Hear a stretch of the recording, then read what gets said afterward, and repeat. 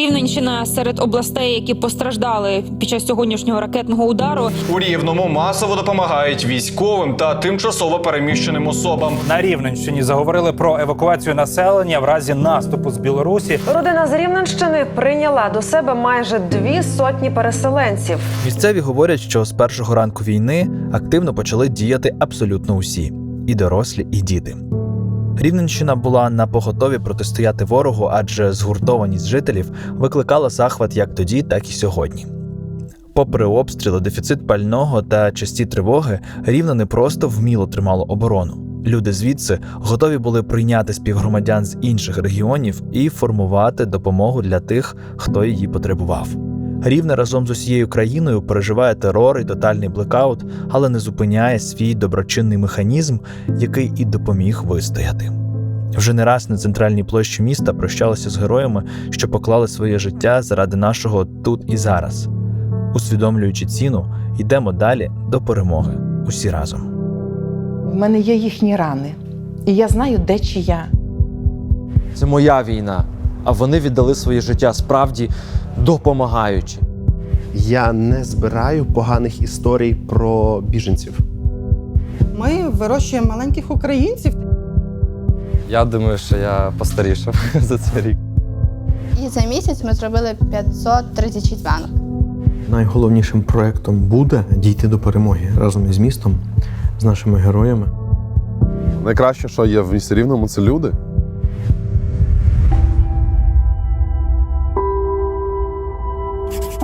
Ми продовжуємо нашу подорож з містами і неймовірно раді, що в нас для цього є всі можливості. Поки ми подорожуємо, п'ємо каву, будуємо власний побут, є ті, хто захищають нас і дарують нам цю можливість. Серед цих людей немало наших братів та сестер.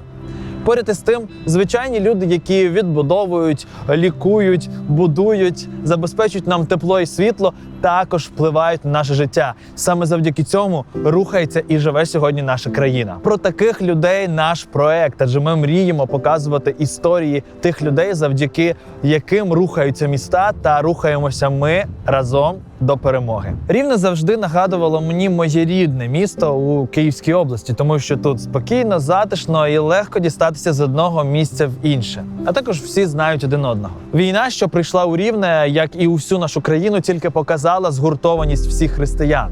Це вже не перше місто, де ми маємо дуже багато цікавих історій і класних героїв. Сьогодні ми все розкажемо, тому що для кожного українця дуже важливо знати, як ви там, Рівне. –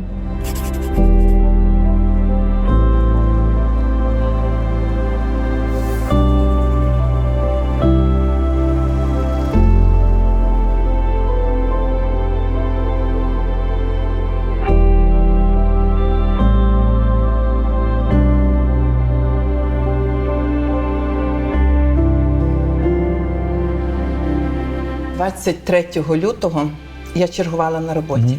Зазвичай робочий день був, а вночі о 4:20, мабуть, ми почули, якраз у нас тоді пост був поруч біля вікна, і ми почули цей гул літака. Ми відразу зрозуміли, що це не звичний літак, що це військовий літак. І знаєте, таке всередині переживання. Як, що. І зазвичай вранці приходять на роботу, з посмішками спілкуємося, здаємо зміну, приймаємо. А це йшли на роботу люди, було, мабуть, 3 категорії. Одні йшли просто мовчки, навіть не казали «добрий ранок», просто кивнули головою.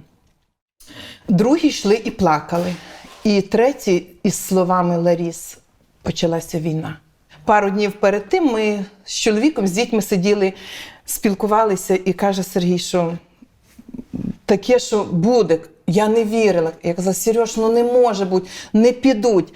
Але сталося так, що те, що сталося. Бо 23-го ввечері у нас було зібрання, і половина людей каже: все, завтра, післязавтра нам всім хана, а друга половина: та ні, не буду, знаєш. І коли вранці подзвонив представник табору, який казав, що нам всім хана, то я зрозумів, що якби війна почалась. Це було ранок, дзвонить в 5 годин ранку телефон, і Я ще без розмови пройшов, а зрозумів, що якби питання не про те, ну, де взяти якісь там речі, а точно, що війна. Тому якби так вона почалася. І зразу почалися інші дзвінки з півдня України.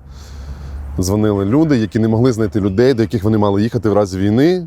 Я мусив тут їхати шукати цих людей. І приїжджаю, люди собі мирно сплять, нормально. Я був першим, хто сказав, що війна в них почалася. Тому якби отак, почалося з руху такого. Не було паніки, але не було перед цим такого прям страху, що щось таке буде. Я там не особливо не готувався, валізи в мене не було цієї тривожної. Просто продовжував жити, робити так. Церква, люди, настрій до цього. Мали план, що як мало би бути, але ми розуміли, що навіть якщо це буде прямо в Рівному, то це не буде в перший же день, тому що ми розуміємо, є кордони, є прикордонники, є в нас благословенне Полісся, яке дуже тяжко було би пройти, плюс далеко від Києва і тим більше зі Сходу. Тому ми розуміли, що в нас буде час на якісь уже конкретні дії, які будуть. Насправді мені до останнього не хотілося вірити, що буде війна. Хоча з 15-го року я був зацікавлений в тактичній медицині, тобто ми працювали з хлопцями, якось, я розумів, що війна в країні і що все може бути. Але от щодо повномасштабки я собі не вірив до останнього. І для мене це справді було сюрпризом. Я проснувся, в 7 ранку до мене позвонив друг, він біля Києва живе, і каже, чувак, біля нас прилетіло. Почалося. Питаю, що почалося? Війна. В такій смислі війна. І перших 10 хвилин я був в такому ступорі. Не знав, що робити. Такий був розгублений. І перший день почався з того, ми думаємо, що робити, ми ж не знаємо, війна, чи дійдуть до нас війська, чи не дійдуть в Рівному. І от ми вирішили з сестрою поїхати за кордон до мами. У нас мама живе 5 років в Польщі, ми постійно туди їздимо і думаємо, давай будемо пробувати якось виїжджати. І ввечері, десь в 11 вечора, дзвонить друг, каже, в тебе є 10 хвилин, збирайся, я можу вас забрати і підвезти. А до цього в обід до мене подзвонив ще мій друг з Кракова, мій найкращий друг, і каже, у мене знайомий тільки що переїхав кордон, його пропустили, можеш пробувати. Я так думаю, треба попробувати. В ітозі виходить, що просто довіз сестру, переправив через кордон, вже нікого не випускали. Хоча я був настроєний, що вже буду з всією сім'єю, за кордоном. Ми вернулися на другий день війни сюди з хлопцями. Було страшно, але був такий патріотичне піднесення таке. Всі щось допомагали, всі хотіли допомогти. Треба йти на роботу швидко, бо в мене була зміна в садочку, я працювала. І думаю, вже чекаю повідомлення від начальства, чи йти, чи не йти. Пишуть відміна. І все, я тоді встаю, з батьків піднімаю, ми швидко щось збираємо. Отаке, якісь речі. Тобто відразу якась внутрішня мобілізація відбулася, так? Так, є в мене таке. Страх. Просто я не зрозуміла спочатку взагалі. Я просто знала, що мені треба зразу щось робити. Отак, сказати мамі, що вона робить, татові сказати, бо я живу з батьками. І я тата взяла, бо тато в мене їздить водій, я не вмію. Я дуже доросла, але дуже цього боюся, як діти. І ми поїхали, все поскупляли, що можна, і все, подзвонила в церкву. В церкві вроді ніхто, от така тишина поки була. Така. В церкві почали там кожен писати, що знає, бо в нас є декілька друзів, які навчаються в Києві, вони почали там фотки всякі скидати і все. А я не втомлююся, друзі, нагадувати вам, що підписка на наш YouTube-канал – це величезна підтримка для розвитку нашого медіа. Тож, мерщій перевіряйте підписку, ставте лайк і пишіть комент до цього відео. Я майже не спав, адже був в очікуванні. І дуже добре, дуже сильно закарбувалось в серці. Кожен дзвінок, кожне перше повідомлення своїм заступникам, команді негайно збиратись тут, в цьому залі, і починати роботу. Не скажу, що війна застала нас зненацька. Ми готувалися до цього, і як християнин я маю розуміти, що я маю бути готовим до всього, до всіх викликів. І тому ще за місяців 3 до початку війни ми готувались до будь-якого розвитку подій, щоб бути готовим. Головне, що я несу відповідальність за майже 250 тисяч людей, за величезну інфраструктуру, за оборону міста і так далі. Тому ми працювали заздалегідь, ми готувались і принципі, напередодні кілька днів вже безпосередньо до повномасштабного вторгнення ми проводили наради з командою, заступниками, де обговорювали питання, якщо станеться, що ми робимо з потоком біженців, які в нас є потужності, які в нас є місця, що ми робимо із обороною міста. Дуже багато питань на той час актуальних поставало, і ми були, в принципі, готовими до багатьох розвитків сценарію. Наскільки ця відповідальність має бути мудрою, щоб готуватися так, щоб не посіяти паніку в місті? Вдалося це вам і вашій команді в той момент? Так, звісно. За 3 місяці, тобто ще фактично в грудні місяці, я пішов з командою, ми почали робити огляд бомбосховищ. Почали визначати, що потрібно зробити для того, щоб мати надійну цивільну інфраструктуру та цивільний захист населення. І ми про це говорили відкрито, що у разі будь-якого розвитку подій, в тому числі негативного, наші бомбосховища будуть відкритими, ось є адреса, ось є перелік, куди потрібно йти і так далі. І це не шокувало людей. Люди, в принципі, думкою за 3 місяці до повномасштабного вторгнення вже якби бачили, всі шуміли про це. Так, що ми готуємось до будь-якого розвитку і ми маємо бути готовими. Далі, в січні ми запускаємо курси домедичної допомоги. Через ці курси пройшли у нас всі люди, які займалися критичною інфраструктурою, а також люди, які працюють з населенням міста. Педагоги, комунальні служби, медики, різної категорії людей. А потім ми відкрили широкий доступ, і управління охорони здоров'я почало підготовку всіх бажаючих. Тобто всі, хто хотіли, пройшли через курси надання першої домедичної допомоги. Люди розуміли, що потрібно мати навички, скіли, як в разі поранення будь-яких ситуацій надавати першу домедичну допомогу. Потім ми відкрили тир для того, щоб людей, які хочуть оволодіти базисом володіння зброєю, могли хоча б зрозуміти, як тримати зброю в руках, у разі чого. Дуже багато жінок, між іншим, пішло в тир ознайомитись, як стріляти. Такі речі вже були, напевно, десь в підсвідомості багатьох людей, що тут не про паніку, тут про готовність. І хочу сказати, що рівняни не панікували. Було обговорення, жваве обговорення, але не було паніки. Навпаки, я пишаюся рівнянами, які звертались до мене дуже багато, що робити. Ми працювали по формуванню підрозділів територіальної оборони міста. В принципі, процес був. Я не знав, чим займатися. Чесно скажу відверто, я не знав, що робити. Мабуть, перше, що я зробив, те, про що я подумав, це я подумав про роботу. На той момент я ще працював управляючим центру по ремонту мобільних телефонів і продажу деталей, то, відповідно, я відразу поїхав на роботу, і я розумів, що треба усім працівникам треба роздати зарплатню. І я тоді пам'ятаю, це був момент, коли ми швиденько міняли одну валюту на іншу валюту, і курс цієї валюти змінювався кожної хвилини. Це був такий момент. І я зібрав працівників, яких міг зібрати. У мене тоді ще не було авто, і я пам'ятаю, я поїхав на велосипеді. В лютому я сів на свій велосипед, поїхав, хлопцям роздав зарплатню, і їдучи назад, я вже застав першу сирену. Ну, як згодом дізнався я про те, що це була така пробна, це була така, якби, ну, не та сирена, яка відповідала якійсь агресії чи якійсь загрозі, але я пам'ятаю, що я тоді дуже сильно злякався. Війна розпочалася в четвер, як ви пам'ятаєте, в середу вечором ми зібралися в одного з братів нашої братерської ради. Ми вечором сиділи, намалювали карту, така була в нас координація, тобто ми ніби дали вказівки, хто що має робити в разі якоїсь критичної ситуації.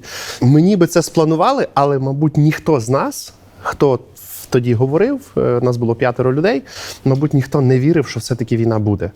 І якби ми ніби планували, ми ніби ставили якісь завдання, ми ставили якісь відповідальності, але, мабуть, ніхто не думав про те, що це буде в дії. І, відповідно, коли все розпочалося, то, мабуть, це застало нас, так, як би сказати, неочікувано. Не давало розуміння того, що Рівне – це ще одне з безпечних місць? Не заспокоювало? Ні. Ні, не було такої якоїсь думки про те, що Рівне стане якоюсь таким місцем, де не буде якихось таких критичних моментів. Коли ти бачиш людей, які виїжджають з міста в повні машини, ну вони якби тобі посміхаються, але там ти бачиш там памперси забиті, там горщик дитячий, там Це діти. ті, хто виїжджали? Хто виїжджали з міста, да, хто виїжджали з міста. Ну, спочатку люди виїжджали, це не було спочатку такого прям припливу переселенців. Тобто всі, хто їхали, то їхали десь далі, повз наше місто. Я живу на об'їзній міста, зразу викинув в Інстаграм, що ось мій будинок, ось моя адреса, ось мій телефон, якщо комусь треба заїхати, там, ви можете заїхати, все. Були люди, які телефонували, там, щоб заїхати, там, чисто помити руки, знаєш, і так далі. Такий рух був ніби транзитний. Всі проїжджали, десь кудись їхали, і було, в принципі, видно зразу, хто залишиться, а хто залишить місто, скажімо так. Всі стояли в пробки, всі до заправки, всі магазини, наші великі супермаркети, яких небагато в Рівному, вони просто стали пусті. Така паніка. Я пам'ятаю, що ввечері, коли в нас було зібрання, я прийшла, половину церкви нашої просто ридала, а друга половина просто наділа на себе маску, що все нормально. Мав бути хтось, хто буде заспокоювати. І ще коли ти дуже давно в якомусь такому, що ти ведеш людей в якихось речах, там в команда чи що, ти розумієш, що ти перед людьми не можеш показати. В тебе всі дівчата в команді, ти маєш так до кожної підійти, сказати, все буде добре, сам в самої... Ну вам вдалося таке? Так. Я всіх дівчат пообнімала, які в мене були всі. Я прийшла додому, і от тоді я почала плакати. Це зрозуміло.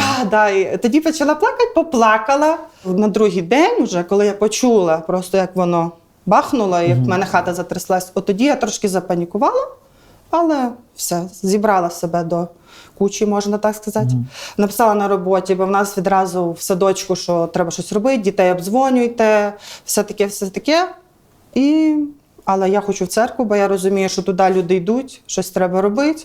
Я написала, чи можна. У мене начальство дуже пішло гарно на поступки. І все. У нас почався волонтерський центр. Перший день це була суцільна паніка, всі шукали мітки, маячки, розбиралися, що взагалі робити. Вибух, мені здається, був на другий день по аеропорту, теж зранку. Бахнуло так досить знатно. Ну, от тоді люди, напевно, в місті по-справжньому вже зрозуміли, що війна і вона може бути близько. Тобто безпека, таку, як думали люди, які десь там далеко, не відчувалася тут? Ні, не відчувалась. До перших вибухів в людей, можливо, ще лишалось, знаєш, як з 14-го року, тобто, що війна є і вона десь там. І оце, напевно, найбільша проблема і зараз теж. Тобто люди все рівно думають, що війна десь там. А коли вже почало сюди прилітати, коли люди побачили переселенців, забиті вокзали тощо, вони вже зрозуміли, що ого, війна тут.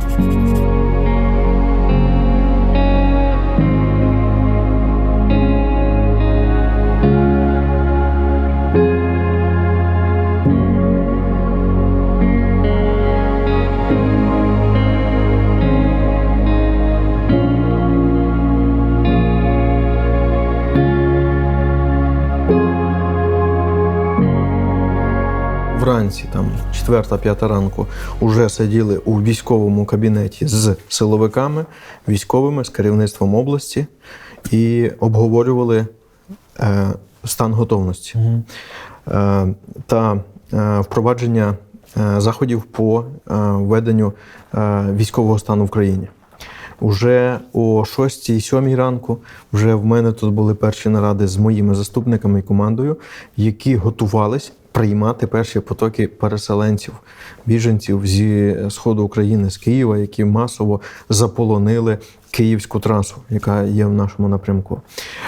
Далі були звернення в прямому ефірі через мережу Facebook. Приблизно це було, здається, 7 чи 8 ранку. Уже в прямому ефірі конкретно звернувся до рівнян із алгоритмом дій, де пояснив, що місто функціонує в звичному режимі.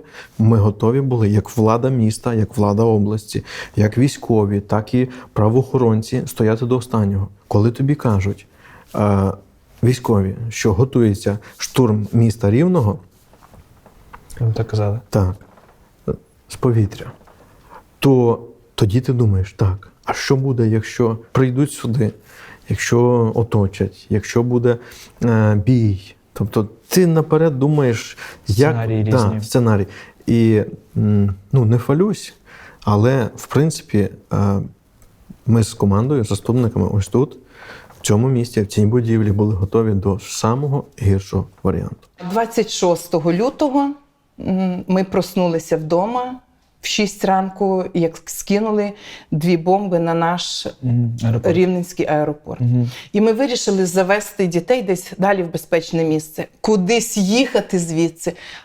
У мене навіть думки не було залишати тут. Я знала, що я потрібна тут.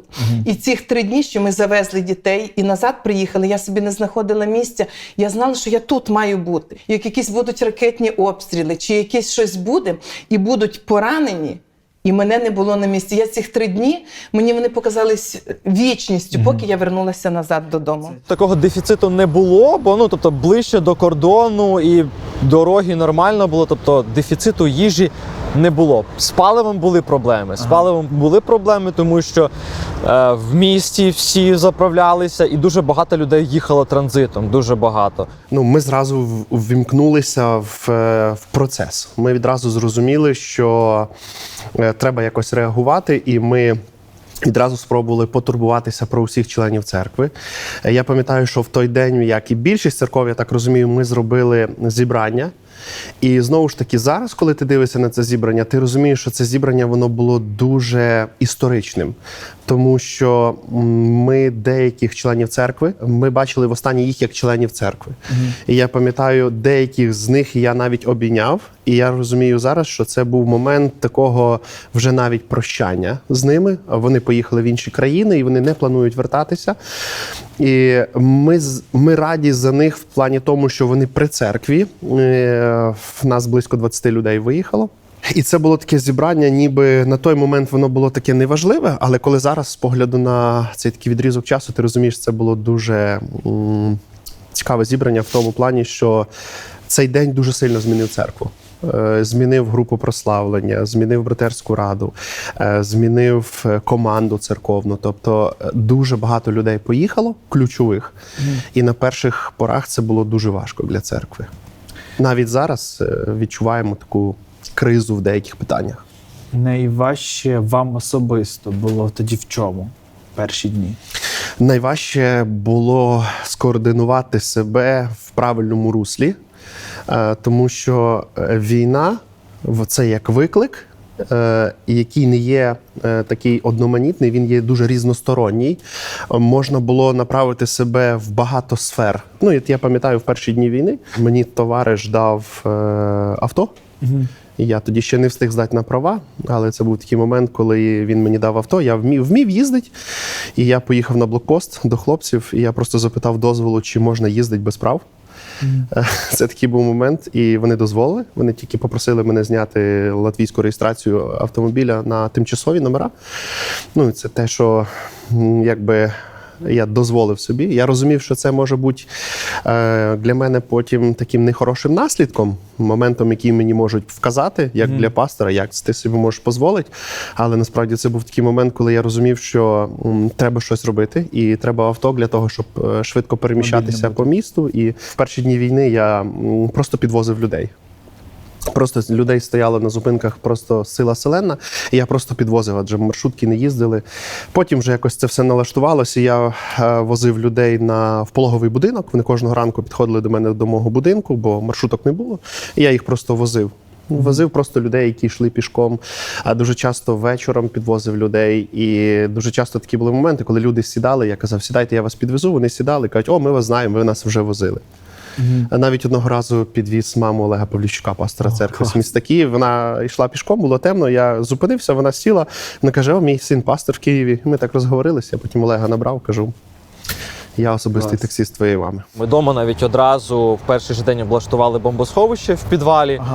Більше, напевно, за сім'ї, за дітей переживали, ніж за паливо, гроші і тому подібного. Бо толку з грошей на карточці, якщо ти їх не знімеш навіть. В той момент, коли починається криза в багато чому, коли страх починає нами керувати, то немає думок про те, щоб починати комусь служити, бо ти хочеш спочатку зрозуміти, що тобі з собою робити. Як з'являлися ідеї, як служити іншим людям і коли, на який це день було?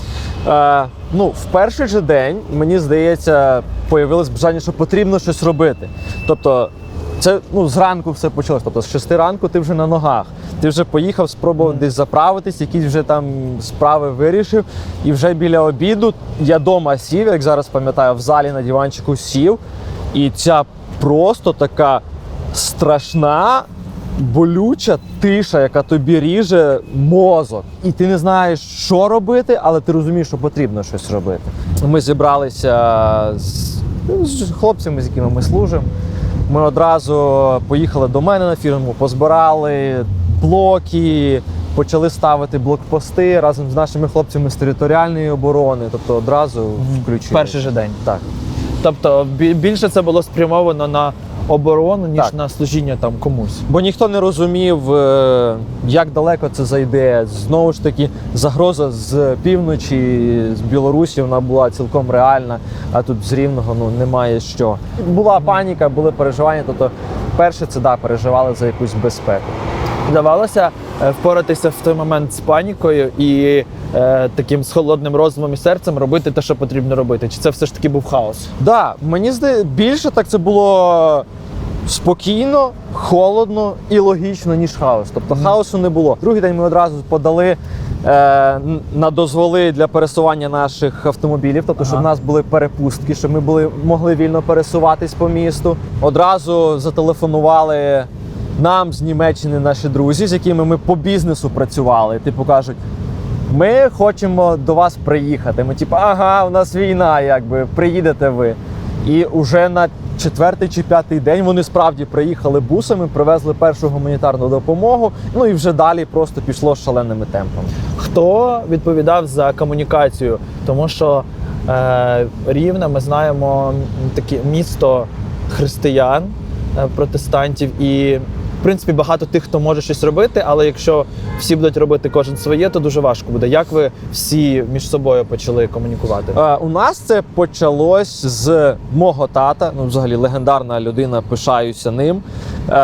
Тобто через його зв'язки по роботі, через його друзів, які мали місії за кордоном, до нас приїхали перші вантажі. Наші хлопці з нашої команди були першими людьми, хлопцями-призовниками, які перетнули кордон в Європу.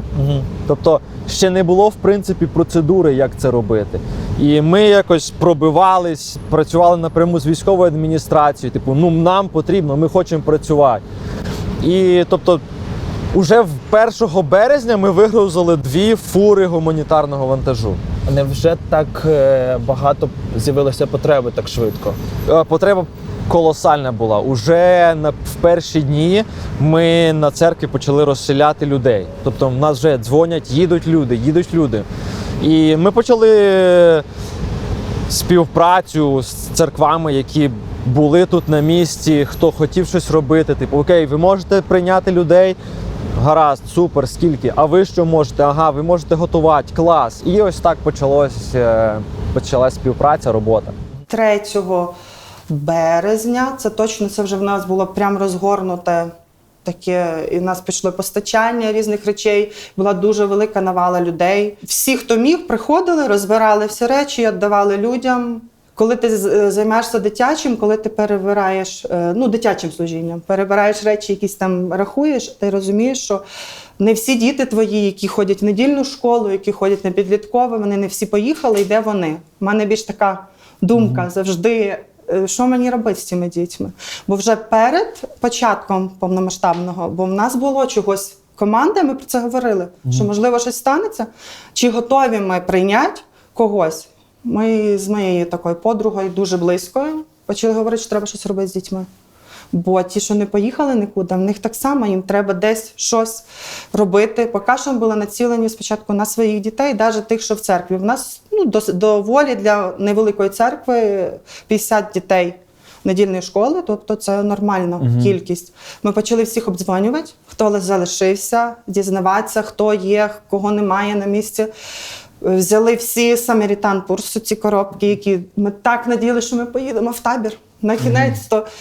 І я розумію, смисл, щоб вони лежали. Я всім своїм садіковським дітям порозвозила, всі, кому можна було, кого вже випустила, і всі в недільні школи. Це було як якийсь такий заспокоюючий елемент. Ми написали навіть листи На кожній коробці написали, що ми там за тебе молимося, ми про тебе пам'ятаємо, якщо тобі треба допомога, зателефонуй за цим номером. І ми об'їздили всі наші будинки дітей, які там, де діти наші є. За містом є декілька сіл, де діти приїжджають. У нас ж невеличке все таке. Просто чуть-чуть радості такої, це такі стресові, бо батьки ж теж всі в стресі, і діти разом з ними теж в стресі. Я суто займався на гуманітарному штабі, тобто це приймали вантажі, сортували і відправляли. Тобто це справді був нон-стоп просто. Я жив, ночував на роботі, потрібно було виїжджати там вночі з дому. Відповідно, так само команда, яка працювала разом зі мною, це був просто нон-стоп, і ми постійно це вантажі, загрузки, розгрузки, це напевно до квітня, то це просто кожен день нон-стоп. Це було більше кудись на схід ви відправляли, чи це була допомога тим, хто приїхав сюди?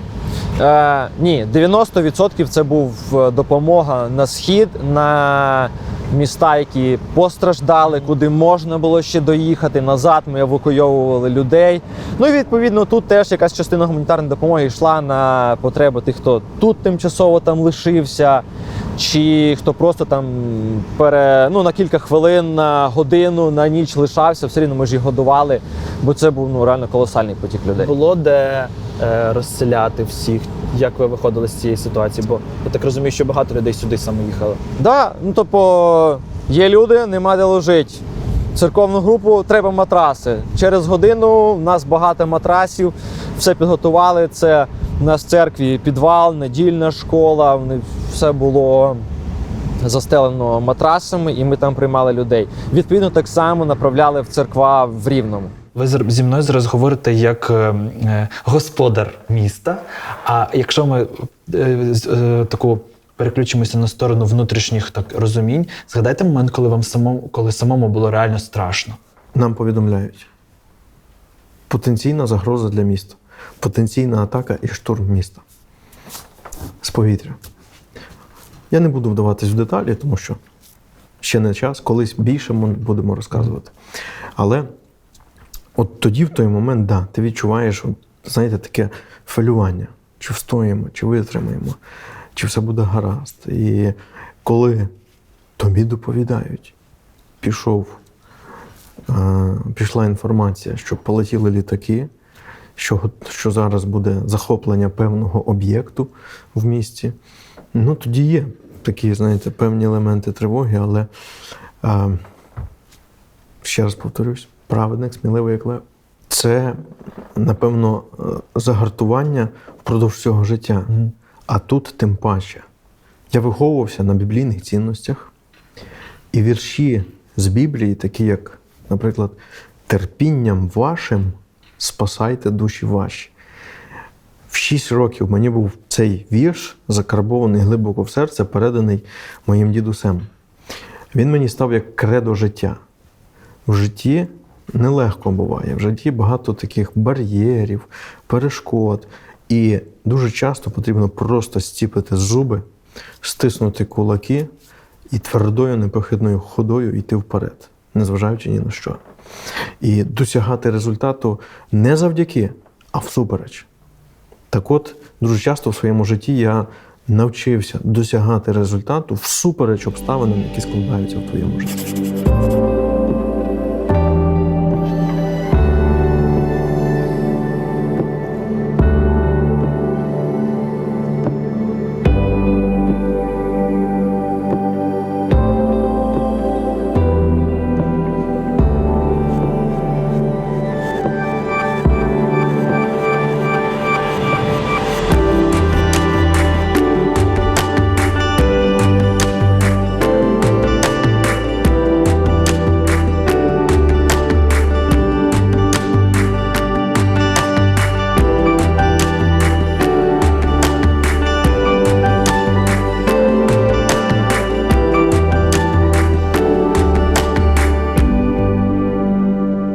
У нас на той час було ательє. Тут в сусідньому приміщенні це маленька кімнатка, 20 квадратів. У нас було там 2 машинки і одна, по факту, швея. Це моя сестра, яка поїхала за кордон, і я. і мої друзі. І в мене була тканина. Трошки було в мене тканини, ми шили шапки. Ми думаємо, треба спробувати зробити балаклаву. Я тоді не вмів шити, але в принципі розумів, як це робиться.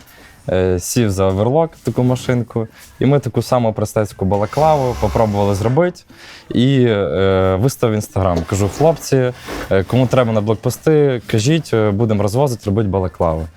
Зразу в той же вечір куча там, мені на той блокпост 50, туди 20, дайте нам. І ми зрозуміли, що ми цим можемо допомагати людям. Так як я виставлявся в Інстаграм, кажу, срочно треба швеї. Поподключалися дівчата з різних там церков, наші знайомих. Всім просив, кого є швачки, приходьте до нас, будемо шити балаклаву. Машинки ж дві. І ми так в сусідньому приміщенні в нас було ще не наше, але був закинутий цех. І там ще було одне підприємство десь на іншому поверсі. І ми питали, чим можна покористуватися поки що. І у нас були, так сказати, робочі місця, треба було тільки люди. І саме головне, з чого робити ці балаклави.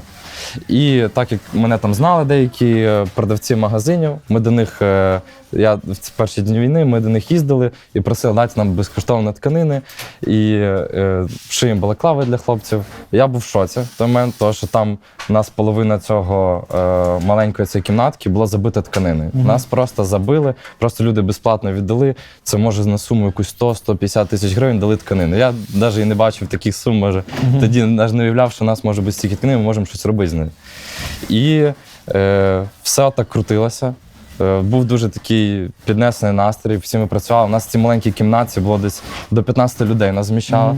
Це могло бути тоді десь 5-6 швей. Це хлопці з моєї молоді, з моєї церкви підключалися, розвозять ці балаклави. Люди безкоштовно нас знизу там варять пельмені, нас безкоштовно кормили. І в такому темпі ми постійно допомагали, розвозили, приїжджали волонтери, ми їм віддавали ці балаклави, самі завозили. Ми могли так 500 балаклав в день зробити. І якось Скільки це тривало часу? Це такий перший місяць. Перший місяць ми там сиділи і кожен день цим займалися. Не було в тебе суми підрахованої кількості всіх балаклав? Ми десь безкоштовно віддали 5000 балаклав. Але так виходило, що люди вже місяць там сидять без роботи, комусь вже почали казати, що повертайтесь на стару роботу, хто там просто прийшов волонтерить. І виходить, і тканина у нас вже кінчилась. І потрібно було якось, було питання, або ми закінчуємо все це волонтерство, бо нема ресурсів, не тканини, людям вже потрібно якісь гроші платити за це, за оренду платити, за світло. І не було ніяких спонсорів, щоб далі цим безкоштовно займатися. І от в мене були якісь мої накопичування, і ми там закупили першу партію тканини і почали вже шити, але більш, ми там просили волонтерів, якщо є якась можливість, ми даємо, але ви нам верніть гроші за тканину. І так ми ще десь місяць попрацювали, і воно в ітозі все-таки перейшло більш в комерційне виробництво. З балаклав ми почали шити футболки. У нас було вже там мало місця, ми шукали, куди там далі з'їжджати, знайшли тут приміщення сусіднє, і виходить щось, а так от воно вийшло. Ви виросли в повноцінне виробництво одягу для військових, правильно я розумію? Так. На початку війни був дуже великий дефіцит. Тобто знайти тканину для військових, колір оливка, чи піксель, чи просто щось темне, важко, було дуже важко. Нічого не було, ніхто нічого не завозив в країну. Якщо щось було на складах, це все розібрали. Всім потрібні були розгрузки, плитоноски, не говорячи вже просто про якийсь теплий, якийсь одяг, якийсь там потрібний. Перших днів війни всі говорили, кажуть, для чого ти цим займаєшся, воно швидко все закінчиться, думай, чим іншим займатися, це не назавжди. Можливо, я сподіваюся, що це не назавжди, що ми будемо займатися військовим. У нас є, ми шиємо і інший одяг, так само під замовлення. Але почалась війна, і я зразу подумав, треба мислити так, ніби це все буде довго, і треба строїти своє життя, підлаштовуватися, ніби це буде довго. Тоді я зможу займатися і зможу розвиватися чимось. Скільки у вас зараз людей з вами разом працює? Якщо повністю вся команда, це до 20 людей. Це там 10 швей, керуючого виробництвом, технолог, закрійник. Речовий магазин відкрили ще й Да, у нас є така фішка, що ми, напевно, в Рівному одні такі, що у нас зразу тут є виробництво на другому поверсі, ми тут виробляємо це все з дівчатами, а на першому поверсі у нас зразу це все можна придбати. І так само ми знаємо рівненських виробників, хто теж почав з волонтерства і теж займається цим зараз. І в них там, наприклад, вони там займаються плитоносками або якимись іншими аксесуарами, і вони це по факту у нас в магазині це все рівненські виробники. Всі, хто в Рівному шиє. Цікаво, а твоє враження або твоя думка ролі Бога в цій всій історії? Тому що я розумію, що тут без всяких чудес, скоріш за все, не обходилося. Це 100%. Того, що, я думаю, що це все могло б закритися і закінчитися вже раз 10-15. І я питаю, як так вийшло, і в цьому 100% бачиться сила і рука Божа, що він допомагає. І реально є якісь проблеми, постійно молишся, бо Господь їх вирішує. Тут реально не в довгостроковій перспективі, а в короткостроковій перспективі видно, як коли ти просиш, і Господь дає і допомагає, і вирішує твої питання прямо зразу. Були ситуації, ти кажеш, що вже могло 10 разів закритися. Які такі критичні історії були, що здавалося, що вже все? В першу чергу, це ситуація з тим, що ми могли просто перестати шити, коли в нас закінчилась тканина, і ми більше б не волонтерили. І просто би всі пішли по домам, і більш ніхто б нічим не займався. І от в цей момент це була одна з критичних переломів. Тут складно. Це фінанси, і тут потрібно цим всім управляти. В мене досвіду мало. Мені тільки... Виходить, що ти вчишся в процесі. Да, ми йдемо, як я кажу, йожик в тумані, тому що до цього я не працював в цій сфері, я не знав, як це все було влаштовано. Але Господь давав людей. Якщо там подивитися, одногрупник моєї сестри, хто знав, що він буде нашим головним закрійником і конструктором, хто буде там моделювати, це такі співпадіння, дуже багато співпадінь. Все просто не просто так. Не просто так.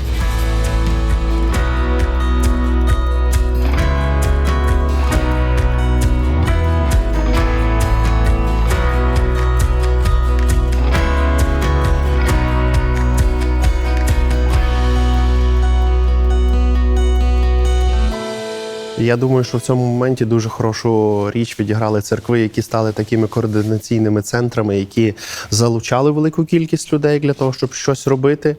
І навіть наші члени церкви, вони були долучені до таких загальних центрів, не християнських, тобто які не були при церкві, а вони були при Народному домі нашого міста. І вони там були в команді таких координаторів, і вони там з нами вже координували. І ті потреби, які там, народжувались, вони сюди передавалися, тут вони ставали реальністю, і вже там вони, впроваджувалися в життя. Тобто можемо сказати, що церква, суспільство, волонтерські організації, влада почали активну співпрацю з перших днів.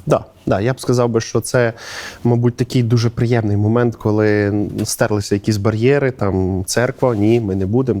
Тобто ніхто навіть таких питань не задавав. Є бізнесмени в нашій церкві, як і в кожній, є люди, які мають свої швейні цехи, і вони почали відразу відповідати на потреби наших воїнів. Тобто це перші дні, я пам'ятаю, розгрузки, куди вставляються рожки з автоматів.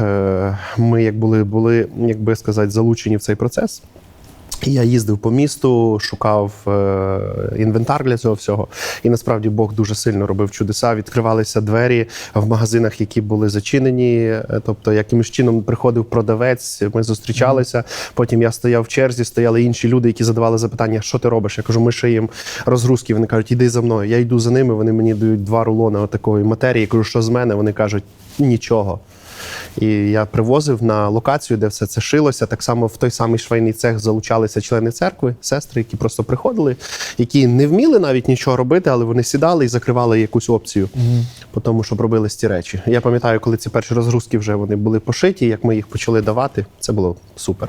Більшість церков відгукнулися на потребу з тим, яким ми працювали, це було приємно працювати. Всі відгукувались, тратили свій час, ресурси, гроші, реально служили.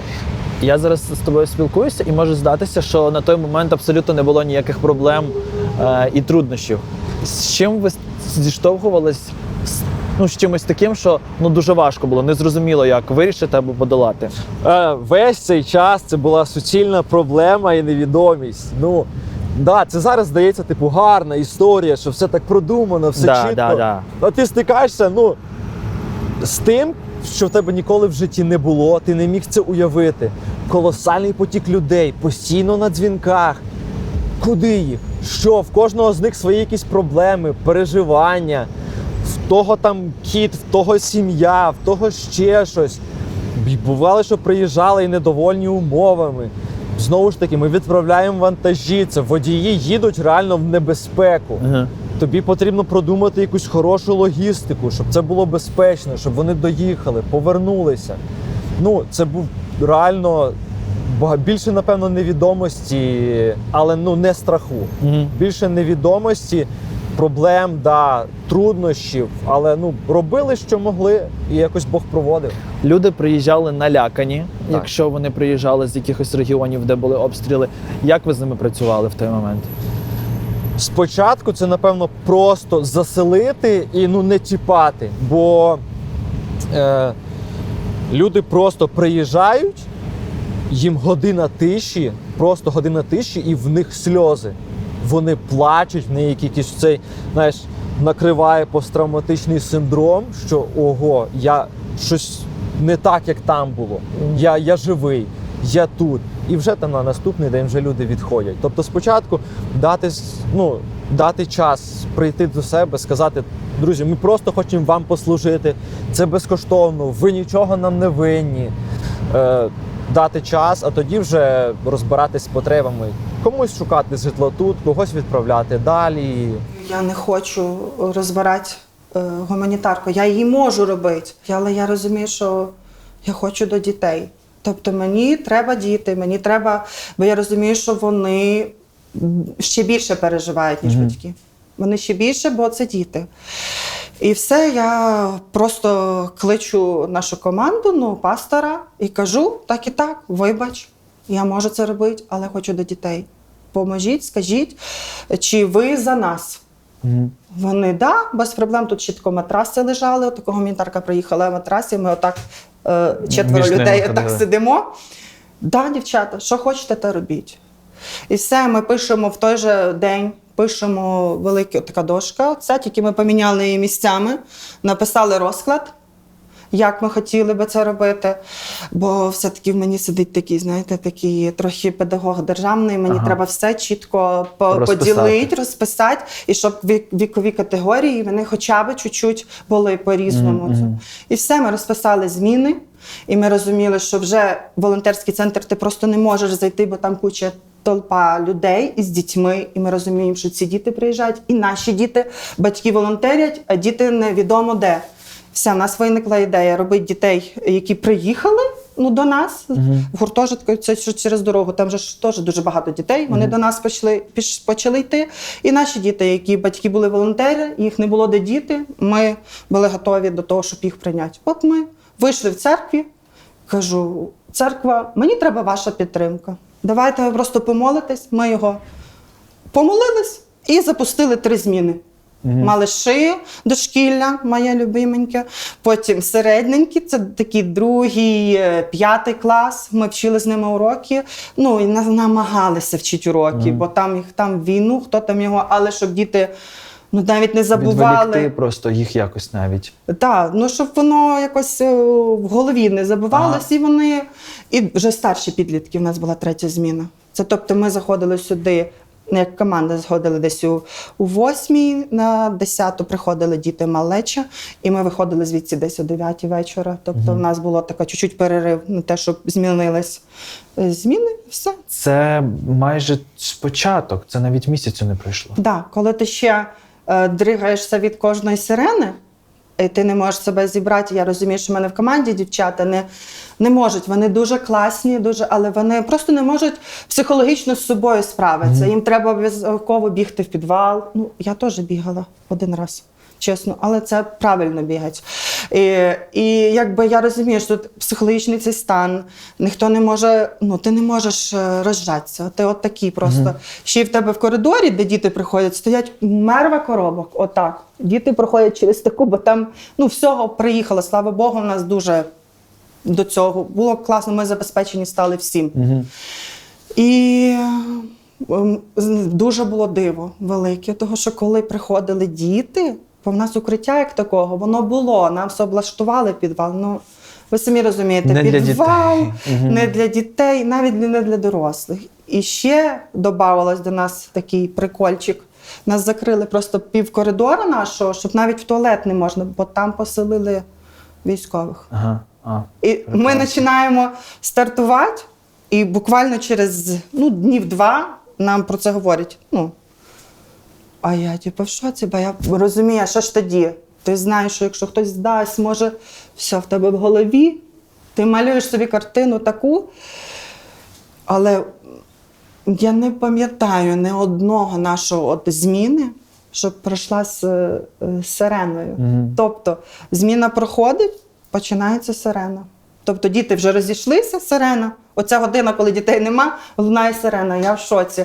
Потім друга зміна, і так було так, що ми дітей вже відпустили, останні. Ми вже сиділи, коли гула сирена, але дітей не було.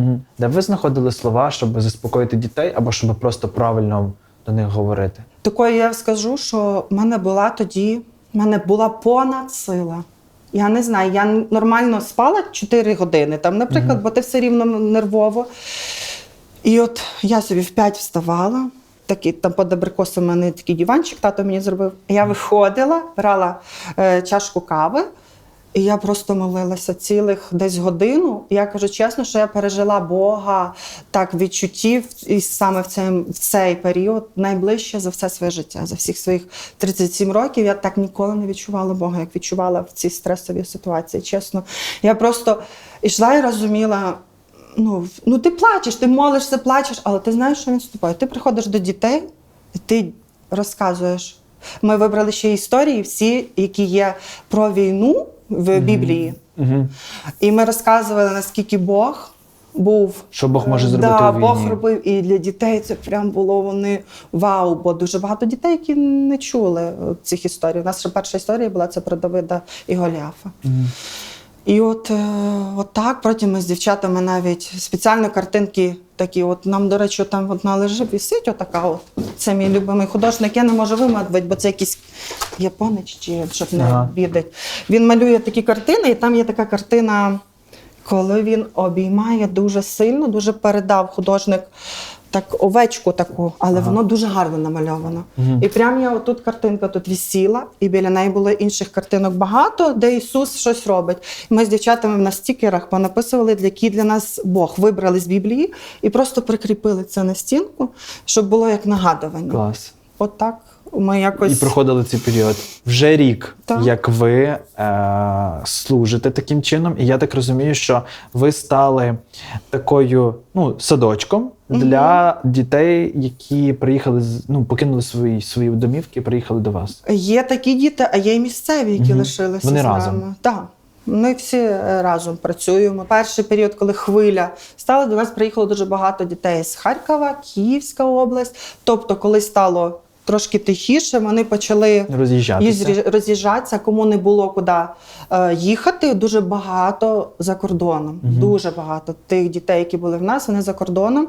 Але ми маємо переписку з батьками постійно. І так символічно вчора до мене дзвонить номер невідомий. І одна мама каже, я тут проїжджаю повз вас з Києва, я дуже хочу до вас зайти. І вона прийшла з Варією, така Варя в нас була, вона є. І вона зайшла, нас так пообнімала, і вона так навняла і каже, ви тоді стали для нас якимсь ковтком чогось іншого, чогось доброго. І мене ж так не розуміла, і розумію до цих пір, що це треба. Розумієте, для чого це все робиться? Чим займаються тут дітки з вами? Ми займаємося підготовкою до школи. Ми залишилися на дошкільниках, бо моя основна професія дошкільне навчання.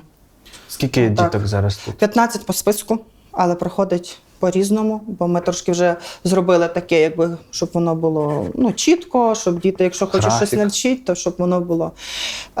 Є в нас ще один центр, який проходить в понеділок. Теж дитячий, там більше і там є дітки, які, ті, що до нас приходили і залишилися, там ми просто вчимо уроки, там вже старші дітки. Отак. А якщо взяти і тих діток, я маю на увазі і переселенців, і ваших місцевих, як вони змінилися, які в них з'явилися запитання в порівнянні з мирним часом? Що сьогодні їм потрібно доносити? Або що ви зрозуміли, тепер до них потрібно говорити ось так? Точно ми робимо акцент на тому, щоб вони дуже молилися за свою країну. Тобто, якщо ми забудемо заспівати гімн України, ми це робимо, запровадили, то вони прямо мені скажуть: Марина, вони на ти до мене. Марина, ми не заспівали, вони співають. Тобто ми вирощуємо маленьких українців, таких, щоб вони розуміли, що вони живуть в такій державі. І навіть я хочу звернути увагу на кожному малюнку. Я просто кажу, намалюй просто що-небудь. На кожному малюнку має бути обов'язково прапор. Обов'язково. Ага. Це я, це моя колега, а це обов'язково тут має бути Потічні прапор. такі вийшли. Цікаво, що нам для цього потрібна була війна, щоб так ми якось почали думати. Для мене точно. Для мене теж.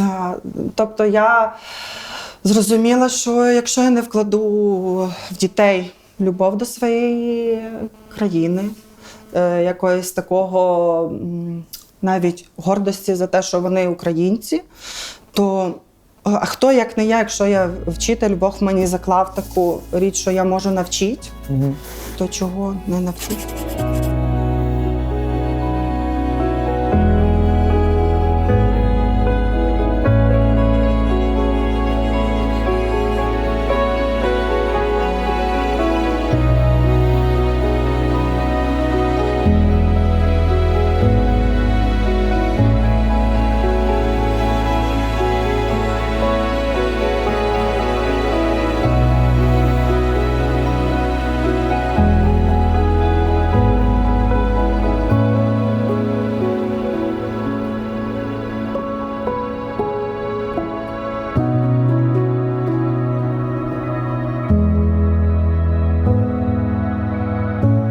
Пішла трошечки час, коли дівчата вже почали, мені треба на роботу. А я розумію, що я не можу піти на роботу. Бо тут багато хтось служіння. Має бути, хтось тут хоча б керувати, як воно. Хоча я не керую, я завжди є в тому процесі. Я не можу. І як заходжу до директорші, кажу, давайте я напишу заяву. А вона каже, тако мені положила руку на мою руку, каже, знаєш що, ти робиш дуже класне діло.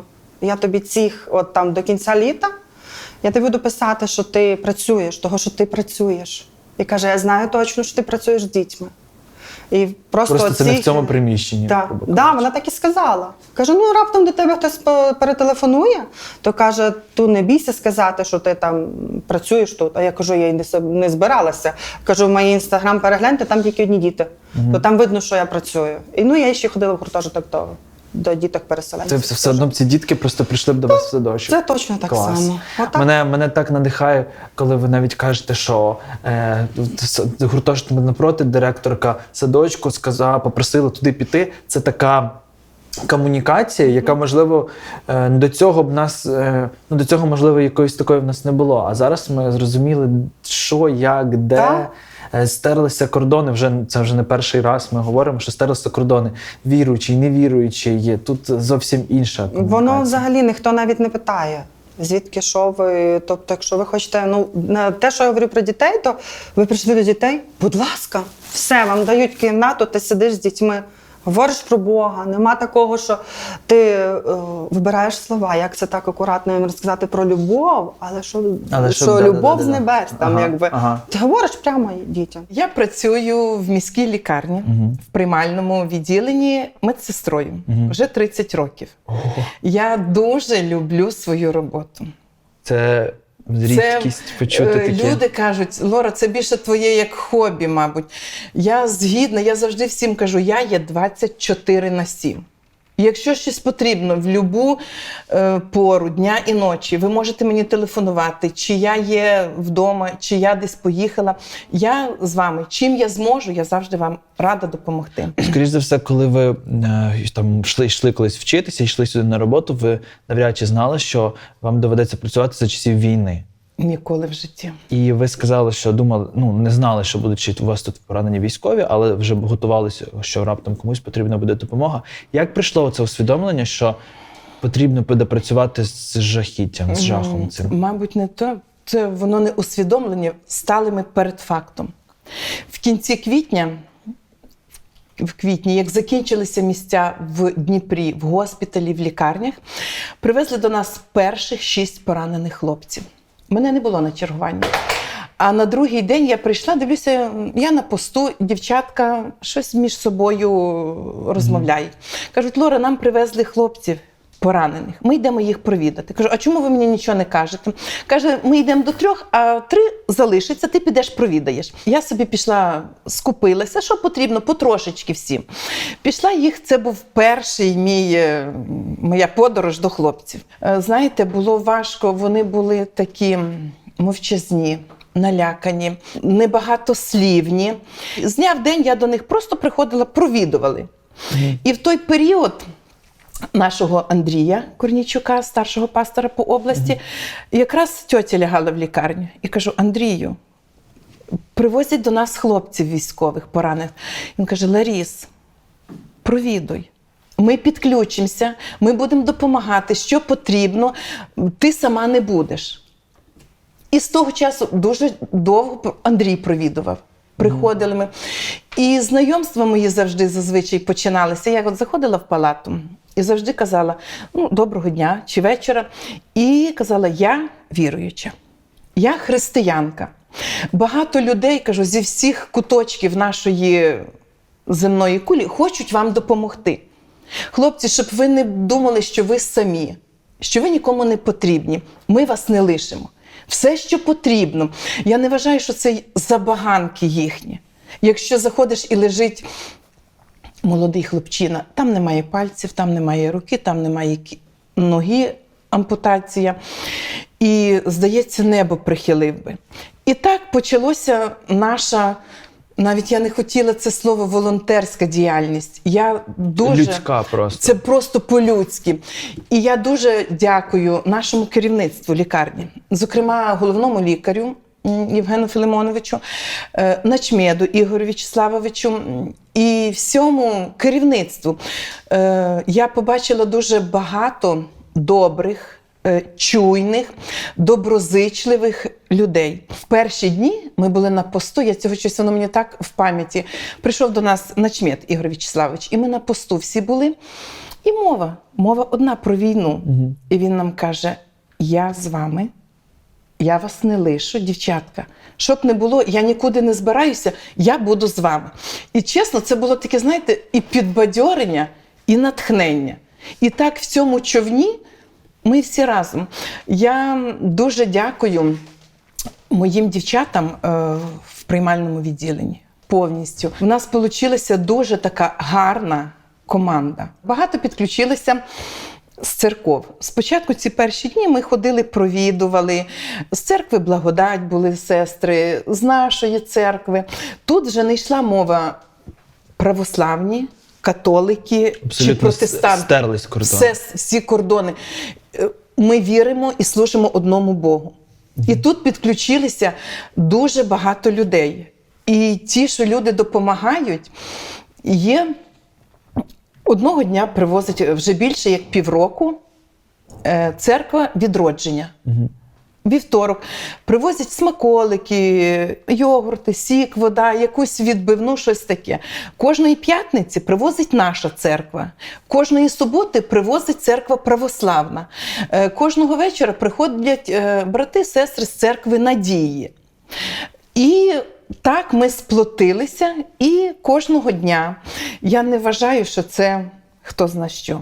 Це абсолютно не хто зна що. Це, мені здається, розуміння громадянської позиції з християнської позиції разом узятої і просто виконання нашої місії тут. Чесно, я побачила настільки щирих, відвертих, посвячених людей, які згуртувалися в одну і разом працюємо. Буває ж таке, що моральна є втома, тому що я розумію, що у вас є ще сім'я, вам ще потрібно поєднувати роль мами, дружини, бабусі. Чесно, дуже бувають такі дні, що йду додому втомлена, виснажена. Інколи буває, що геть і вигорівша. Але наскільки щаслива я йду додому. Що я можу послужити цим хлопцям, я живу ними, чесно, 24/7, в любу пору. Я завжди кажу, хлопці, ми є 24/7. Будь ласка, що потрібно?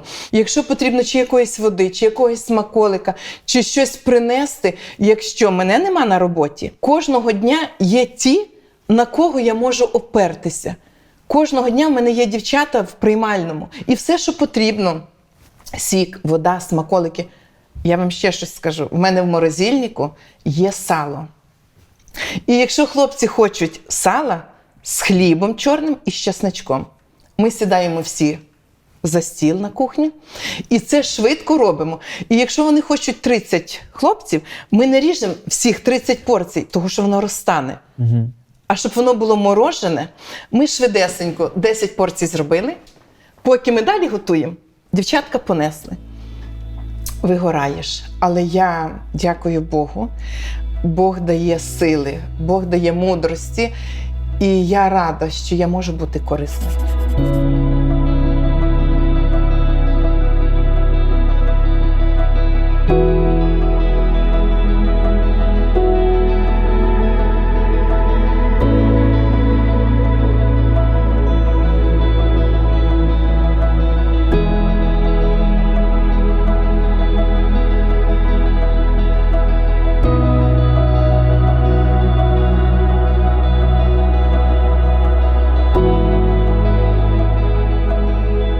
Під час війни ви стали пастором. Да, 20 березня було рукопокладання. Взагалі питання пасторства воно почало підніматися ще до війни, але рукопокладання було під час війни 20 березня. Той момент, коли страшно від всього, що відбувається навколо, ще брати на себе цю відповідальність. Ну, насправді, якщо говорити про це, то після рукопокладання моє життя не змінилось кардинально. Я далі виконував те, що робив до рукопокладання, але в цьому мені сильно допоміг мій пастор Тарас Єремчук. Взагалі, це, мабуть, окрема тема спілкування. І, мабуть, Тарас відіграв дуже важливу роль в тому, щоб я став пастором. І зараз, коли він пішов на іншу церкву, десь по-особливому відчуваю таку різницю. Навіть одного разу така річ була, коли ми стояли біля Христа, було хліболомання. Мабуть, це було перше хліболомання, яке я проводив без Тараса. Хоча під час війни? Да. Хоча і до цього були моменти, коли я хліболомання сам проводив, його не було, бо він як капелан виконував завдання, які були покладені на ньому. І в мене таке відчуття, коли от я стою, проходить хліболомання, і я стою, і мене таке, як ніби щось мені просто говорить. Подивись в сторону, там має бути Тарас. Ну, це особисто моє, тобто це мої переживання, те, що взагалі відбувається в моєму розумі. І я дивлюся в сторону, його немає. І я задаю запитання, де ти? Ну, це, можливо, щось може бути схоже на якийсь такий... така незрозумілість, може бути, але я настільки звик, що він завжди є поруч. Я думаю, що і він звик, але от історія зараз така. Він в іншій церкві, і я дуже задоволений в якому плані, що він пішов Божим шляхом. Церква мала кризу, сусідня церква в Рівному. І ця криза посилилася з тим, що війна, воєнні дії, тут люди виїжджали із церкви, деякі служителів так само. Це тільки поглибило кризу, яка була.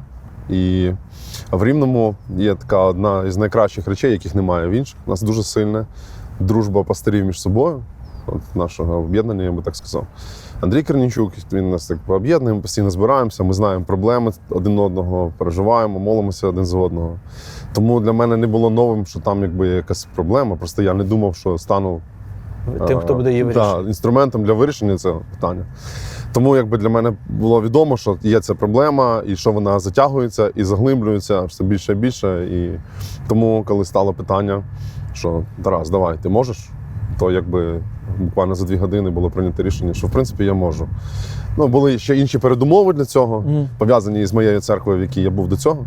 Не якісь конфлікти, навпаки, становлення сильніших людей біля мене. Твоя церква Надія, вона вже згуртована, там вже налагоджено все. Тут просто треба сказати, зібратись, і у вас все організується.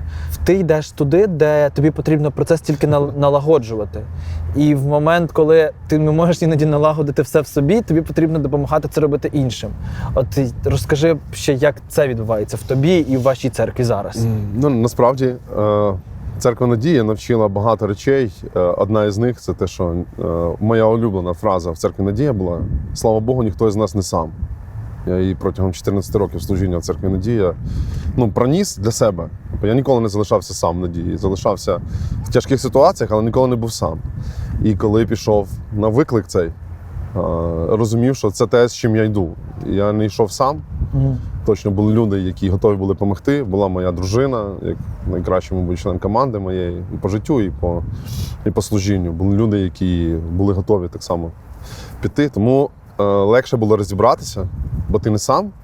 А друге, колись давно стара притча, яку ти знаєш, історія про чоловіка, який, зігріваючи іншого дідуся в поїзді на каторгу, скажімо так, не загинув, бо когось грів і сам грівся. Да. Для мене це якби може дуже банально звучить, але насправді тільки тоді, коли ти активізуєшся на служіння іншим, ти починаєш і рости сам, і визначатися в тому, що тобі треба робити, і десь знаходиться ось цей ресурс для того, щоб продовжувати робити. Тому в мене самого, щодо мене, було дуже багато запитань. Якби ти запитав в вересні мою дружину про мій стан, вона би сказала, що це найгірший період, який ми переживали в сім'ї, бо він був дуже невизначений. Куди їхати, що робити, було кілька пропозицій. І вона мене просто, ти можеш визначитися нарешті, просто визначившись, роби. І для мене це було ніби відгуком на так, визначився, давай, іди працюй.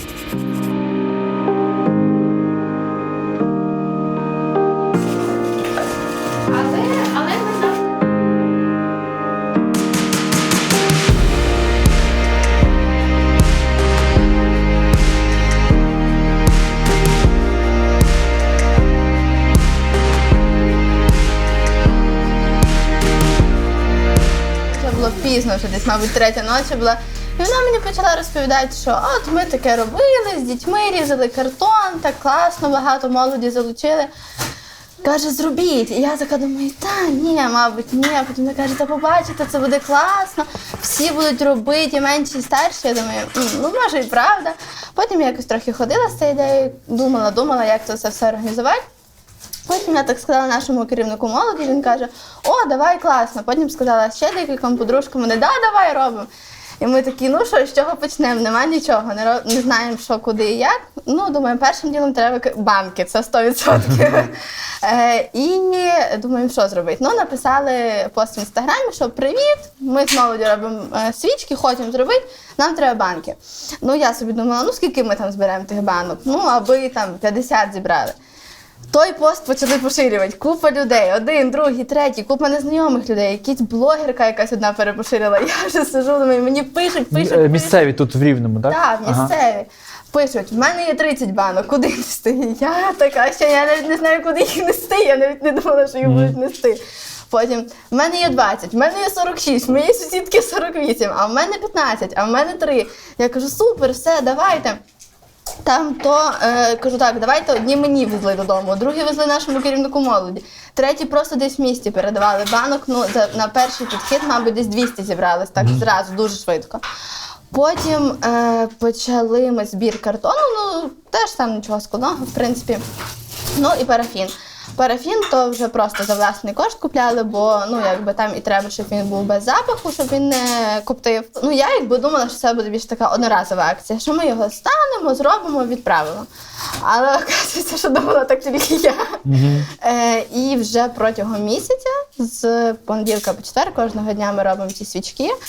Ну, в загальному вже було десь 5 відправок на фронт, і за місяць орієнтовно десь ми зробили 536 банок. Ви навчилися виходити самі, вас ніхто не вчив, ви просто знайшли інструкцію. Просто подивилися відоси на Ютубі, дивилися, були різні методики. Ми просто вибрали собі таку класичну, як всі роблять. Ще ми подумали, що ми дуже хочемо, щоб на наших банках були віршики з Біблії, щоб це не просто було, в першу чергу, щоб це і гріло наших воїнів, але все одно мимохідь вони десь оком глянуть на ту банку, там віршик з Біблії і, може, хоч якось якийсь поштовх це буде. І можеш трішечки розказати тоді про процес, як це все відбувається? Все просто. Спочатку, з самого початку це підготовлення банок, бо вони з наліпками, їх треба зняти. Потім деякі банки потрібно підрізати, бо вони є такі, які вищі, вони не підходять, тому що свічка не прогорає до кінця і з такої свічки невеликий толк. Тому ми їх підрізаємо, потім заокруглюються кутики, бо вони гострі, в процесі навіть, щоб не поранитись. І після цього вже отак смужечками нарізається картон, так як банки всі різні, то деякі там 3 см, деякі 6, деякі 7,5, деякі 4,5. Так просто нарізаємо. Важливо, щоб картон був гофрований верхом. Це такий нюанс, бо якщо не так, то він горіти не буде. Він не просочиться парафіном. І потім вже таким равличком все скручується. Пішли туди подивимося до равличків. Равлички. Отут маленькі равлички. Отак вони виглядають. Ось. А там величезна коробка вже заповнених величезних равличків. Тобто основна суть, щоб це була одна стрічка, і вона заповнювала висоту металевої банки. Так, не обов'язково одна. Вони просто скручуються один за одним, якщо там картонки коротші. А далі вже вставляються гнотики. Естерочка, подай, будь ласка, з гнотиком вже. Далі вставляються такі гнотики картонні теж. Важливо, щоб картон був саме отак порізаний, а не іншою стороною. В картону є 2 сторони, отака і отака. То має бути так, щоб в ці соточки заливався віск, і потім підпалюються спершу ці штучки, і воно по колу починає горіти. І що? І потім після цього етапу, коли вже такі гнотики, ми заливаємо його воском, парафіном. Тут вже знизу, там на кухні в гарячому. А це ви прямо зараз це робите? Прямо зараз ні. Ви тільки це. А скажи, будь ласка, скільки, наприклад, може тривати горіння або так? Все залежить від розміру. Така менша свічечка, думаю, десь годинка, а така більша, то 2-2,5. Тобто її суть більше не в світлі, а в теплі? Так. Наприклад, на такій великій свічці можна її розпалити, можна і руки погріти, і чашку з водою, наприклад, нагріти. Тобто на ній можна і міні собі перекус приготувати. І погріти руки. Давайте я щось скручу. Тільки розкажіть, що треба зробити. Ось є смужечка. Її треба, тут все максимально просто. Просто отак равличком починається скручування. Тобто, по суті, щоб зрозуміти цей весь процес, довго часу не пішло? Ні, просто відоси подивились. І потім якісь тестили, що працює, що ні? Так, ми запалювали свічки деякі, щоб подивитись просто, як вони горять, щоб самі розуміти, що вони взагалі горять. І щоб зрозуміти, скільки заливати там парафіну, як воно все має виглядати. Дефіциту немає робочих рук? Скажу так, ми завжди раді, якщо хтось хоче допомогти. Це, дивись, це немало? Можна крапельку більше, крапельку. І тепер треба достати, так? Так, треба дістати і просто докрутити ось половинки, наприклад. Так, ще перший раз робив неправильно. Не страшно. Тут головне не сильно занадто багато картону, тому що якщо буде дуже багато, то парафін не буде просочуватися. Буде важко йому. Ань, ти могла колись уявити, що ти будеш що в тебе буде така задача, що ти будеш таке робити? Я думаю, що ніхто не міг уявити, що буде така задача. Але це класно, тому що найбільше, по-перше, класно, що ми цим хоч трішечки допомагаємо. Ясно, що це не колосальна робота, тому що це свічка згоріла та її нема. Але, по-перше, що це якийсь свій вклад, а по-друге, що поки ми всі робимо ці свічки, то щось обговорюємо постійно, щось жартуємо, так і, в принципі, зближуємося, то мені це подобається. А було таке, що до вас, наприклад, приходили люди просто з вулиці, які допомагали вам в цьому процесі? У нас є вже тепер наші друзі, Сергій і Світлана, вони переїхали зі Сходу, їх запросила наша Оксана, вона тут є, і вони приходять практично кожного дня. І ми вже з ними подружились. І... Це люди з церкви чи вони не віруючі? Ні, не віруючі. Вони приходять і на зібрання вже приходив чоловік Світлани, і вони самі дуже дружелюбні. Коротше, дуже класні люди. Тобто виходить, що ви цим своїм виробництвом покриваєте декілька цілей, того що в деякій мірі це ж євангелізація, і ви так показуєте, яка може бути церква сьогодні. Так, виходить, що так. Ну, якби воно так найпростіше, коли ти спілкуєшся з людиною, не просто кажеш, о, ми церква, приходьте. Просто якось спілкуєшся, воно так краще, коли ти, ну, якось не то, що ми на справах, а просто, ну, в простій мові. Люди розказують тобі про своє життя, ми розказуємо про своє, так і виходить. В маленькому місті, коли починаєш активно щось робити, видимо щось робити, відразу привертаєш увагу. Я впевнений, що жителі Рівного побачили церкву з іншого боку. Як ти думаєш, якою вона для них була? Тому що я впевнений, що були до цього якісь стереотипи або інші розуміння абсолютно того, що відбувалось до цього. Звичайно, церква відкрилась по-новому. Тут навіть немає що гадати. І церкви Рівненщини стали не виключені. Звичайно, до війни були, як ти казав, і стереотипи. Тобто, ну нас кажуть штунди. Типу, ці штунди, гуманітарка, якби наживаються на простих людях. А потім, коли люди побачили, що є хтось тратить свій час, свої ресурси, гроші, ділиться своїм, і це просто так, людей перше, окей, щось не так. Хто вони такі? Да, чому? Ага, типу Христос, ну, значить, щось в цьому є, не просто так вони це роблять. І дуже приємно, що церкви Рівного класно включилися, і люди це бачили. І приємно, що це не було там для якогось піара церков там, чи піара власного імені. Ні, це було служіння, всі показували Христа. І приємно, що зараз от навіть буває десь читаєш коментарі під якимись постами. Звичайно, є люди, типу, ну, це, да, та сама, що не гуманітарка і тому подібне. Але, типу, далі пишуть, алло, вони служили, вони вивозили, вони допомагали. І ти, круто, це церква така і має бути. І церква вийшла з якихось своїх внутрішніх проблем, якоїсь духовної політики і тому подібного, до справді того, до чого закликав Христос, іти і проповідувати. Я так розумію, що така активна фаза там роздачі гуманітарки, прийому переселенців, вона закінчилась десь в травні? Чи як? Так, в травні. Можливо, навіть почалось вже спад, вже в квітні почався спад, вже теж почали деокуповувати якісь території, тобто вже з переселенцями стало простіше, але вже появилась потреба в тому, що є села, міста, до яких прийшов мир, той же самий Чернігів, про який ви знімали відео, тобто зробили понтонну переправу, можна було заїхати в місто і далі теж в село. Тобто вже переключилися якби на трошки інше. Але робота в місті не зупинилася. Ні, робота не зупинилась. Що ви робили далі?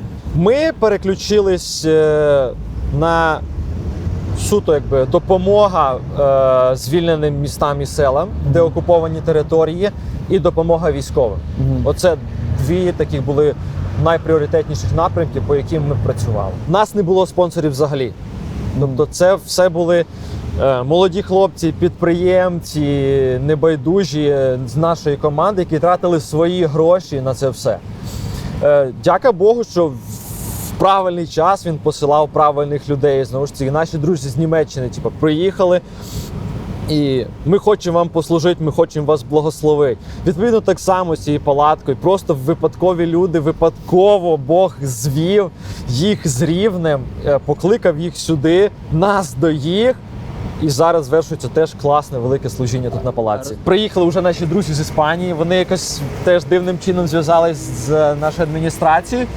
Мені кажуть, приїхали іноземці, а я вже працював на той час з іноземним легіоном, я знав англійську, тобто була якась комунікація. Потрібно поїхати перекласти і потрібно поїхати допомогти поставити палаточку. У моєму розумінні, як це палаточка? Палаточка, знаєш, як ті в центрі ставлять, роздають брошурки тощо. Ну, приїдемо, поставимо палаточку. Приїжджаю я, тут приїжджає сюди фура. І це взагалі не палаточка. Так, давай глянемо. Ну да, тут явно Не палаточка. Да, і з маленької палаточки, на яку я їхав, вийшов ось цей крутий проект, який працює, служить. І уже зараз, ну навіть перший раз, коли вже ми прийняли людей і воно запустилось, в мене ну реально можна сльози навернулись, тому що ти побачив цей масштаб і він вже працює. Тому Коли що почали ви? вже складно сказати, вже напевно 2 місяці вже працюємо. Бо ми дуже довго запускались, бо дуже багато всього потрошку дороблювалось. І коли ти бачиш зараз, що приходять люди, в яких є потреба, люди, яким ти допомагаєш, як і фізично, так і духовно, і воно все працює, це дуже приємно. Як молодь тут задіяна, просто люди, про яких ти не думав, вони відкриваються по-іншому. В принципі, це повністю автономний об'єкт з генератором, опаленням, освітленням, тобто незалежно від погодних умов, чи є світло в місті, ми розраховуємо на те, що це місце, де люди можуть прийти. Тут буде перше світло, друге, тут буде тепло, тут можна буде перекусити, тут можна провести просто час, відпочити. Якщо там є інтернет, у нас теж ми провели інтернет, зробити свою роботу, типу коворкінг, для дітей зона, бо це справді теж проблема, тобто світла нема в містах, з дітьми щось потрібно робити, то дуже багато тут постійно дітей. Отримати одяг, і ось там за тобою це медпункт, де працюють наші медики, тобто і отримати медичну допомогу. Хто сюди міг приходити? Якась певна категорія людей? Для кого це? Більшість, ну і взагалі організація Ремер СОС, вона працює з біженцями, вимушено переселеними особами. Але ця палатка відкрита для всіх. Тобто немає тих, кого ми не пускаємо. Є певні правила, яких ти повинен притримуватися, і все. Але тут я розумію, що щоб підтримувати діяльність такого великого хабу, потрібна команда. Це представники цього фонду, чи тут задіяні люди з Рівного? Як це у вас працює? Так, тут є команда, відповідно, з організації Ремер СОС, і команда з нашої церкви працює тут постійно, фактично цілодобово. Тобто сюди можна в будь-який час прийти? Зараз немає потреби в місті такої, тобто всі гарненько там по домівках, світло і тепло, то ми працюємо до 7 години, з 10 до 7. Але в разі чого ми готові працювати тут 24/7. Тому в основному це молодь з нашої церкви тут працює. Дяка Богу, підключились церкви, люди з інших церков нашого міста, бо готуємо дуже багато людей. Зараз також склалася така ситуація, що повар наш Влад, брат з Румунії, він поїхав в Турцію служити. І стала нагальна потреба в поварах, і церкви також підключились. Тобто все одно сюди хтось приходить їсти кожного дня? Так. Це хто? Хто ці люди? Тут чергуються, тобто з нашої церкви, з кількох помісних церков Рівного, і готує також команда. Ми розбили по днях. А їсть хто? Вимушено переселені особи, яких офіційно тільки в місті на даний час зареєстровано 20 тисяч, якщо не помиляюсь.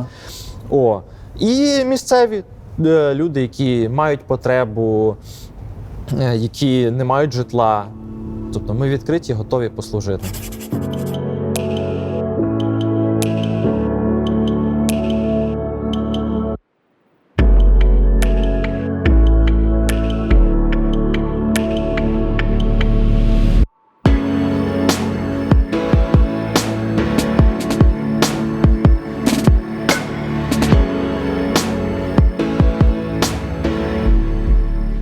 Були тут якісь у вас свідоцтва, можливо, чи просто цікаві факти про людей, які до вас приходили, що таке стало для тебе відкриттям? Це стало навіть багато що почало відкриватись для мене навіть уже на етапі будівництва. Бо прикинь, таку величезну конструкцію ти будуєш посеред міста, і всі ж питають, що це таке? Ми жартували, систему ПВО ставимо. Всі такі, все, окей. Кажемо, ми жартуємо. Тут буде пункт незламності, палатка. І те, що люди бачать, що якісь іноземці, приходять, цікавляться, а там стоїть Рамон чи Хуан, які не розуміють української взагалі, англійської теж не розуміють. І вони хочуть скомунікувати, а не можуть. Іноземець, а чого? Вже підходимо ми, розказуємо, що приїхали, хочуть послужити безкоштовно для вас, для міста. І вони, вау, круто! І для них теж через це християни відкрились. І вже на етапі, навіть що просто підходили люди, нам вдавалося їм засвідчити, нам вдавалося з ними поговорити. Ми просто під час будівництва хтось підходив, з людей цікавився, хтось з команди виходив, спілкувався. Ми працюємо, вже бачимо, вже за людину моляться, вже плачуть на вулиці. Менеджери Реморсос, адміністратори дуже класно постарались, розбили все по зонах, щоб воно працювало. Дуже багато часу на це було потрачено, щоб воно максимально було і ефективно, і комфортно. Доколи ви плануєте цей проект продовжувати? Тому що я так розумію, що до цього було потреба нагальніша, ніж зараз. Так. Зараз стане тепліше, чи залишиться його в ньому суть? Наразі зупинки не планувалось. Навіть навпаки, ми з командою, з Ремар думали над тим, щоб ще десь відкривати далі подібне. Десь, можливо, там в Харкові. І навіть коли ми будували, ми не думали, що воно буде настільки потрібно. І наразі, хлопці, дівчата, які приїжджають, вони готові служити, ми так само готові їх підтримувати тут, на палаці, максимально довго, поки не прийде перемога. Чого ти досі не кинула? Бо в потреби ж вже такої немає, як раніше було. Дивіться, одна із причин те, що тут раніше було дуже багато волонтерів, зараз їх поменшало, багато на Турцію поїхало, і тут є потреба у волонтерах на даний момент. Я не можу покинути.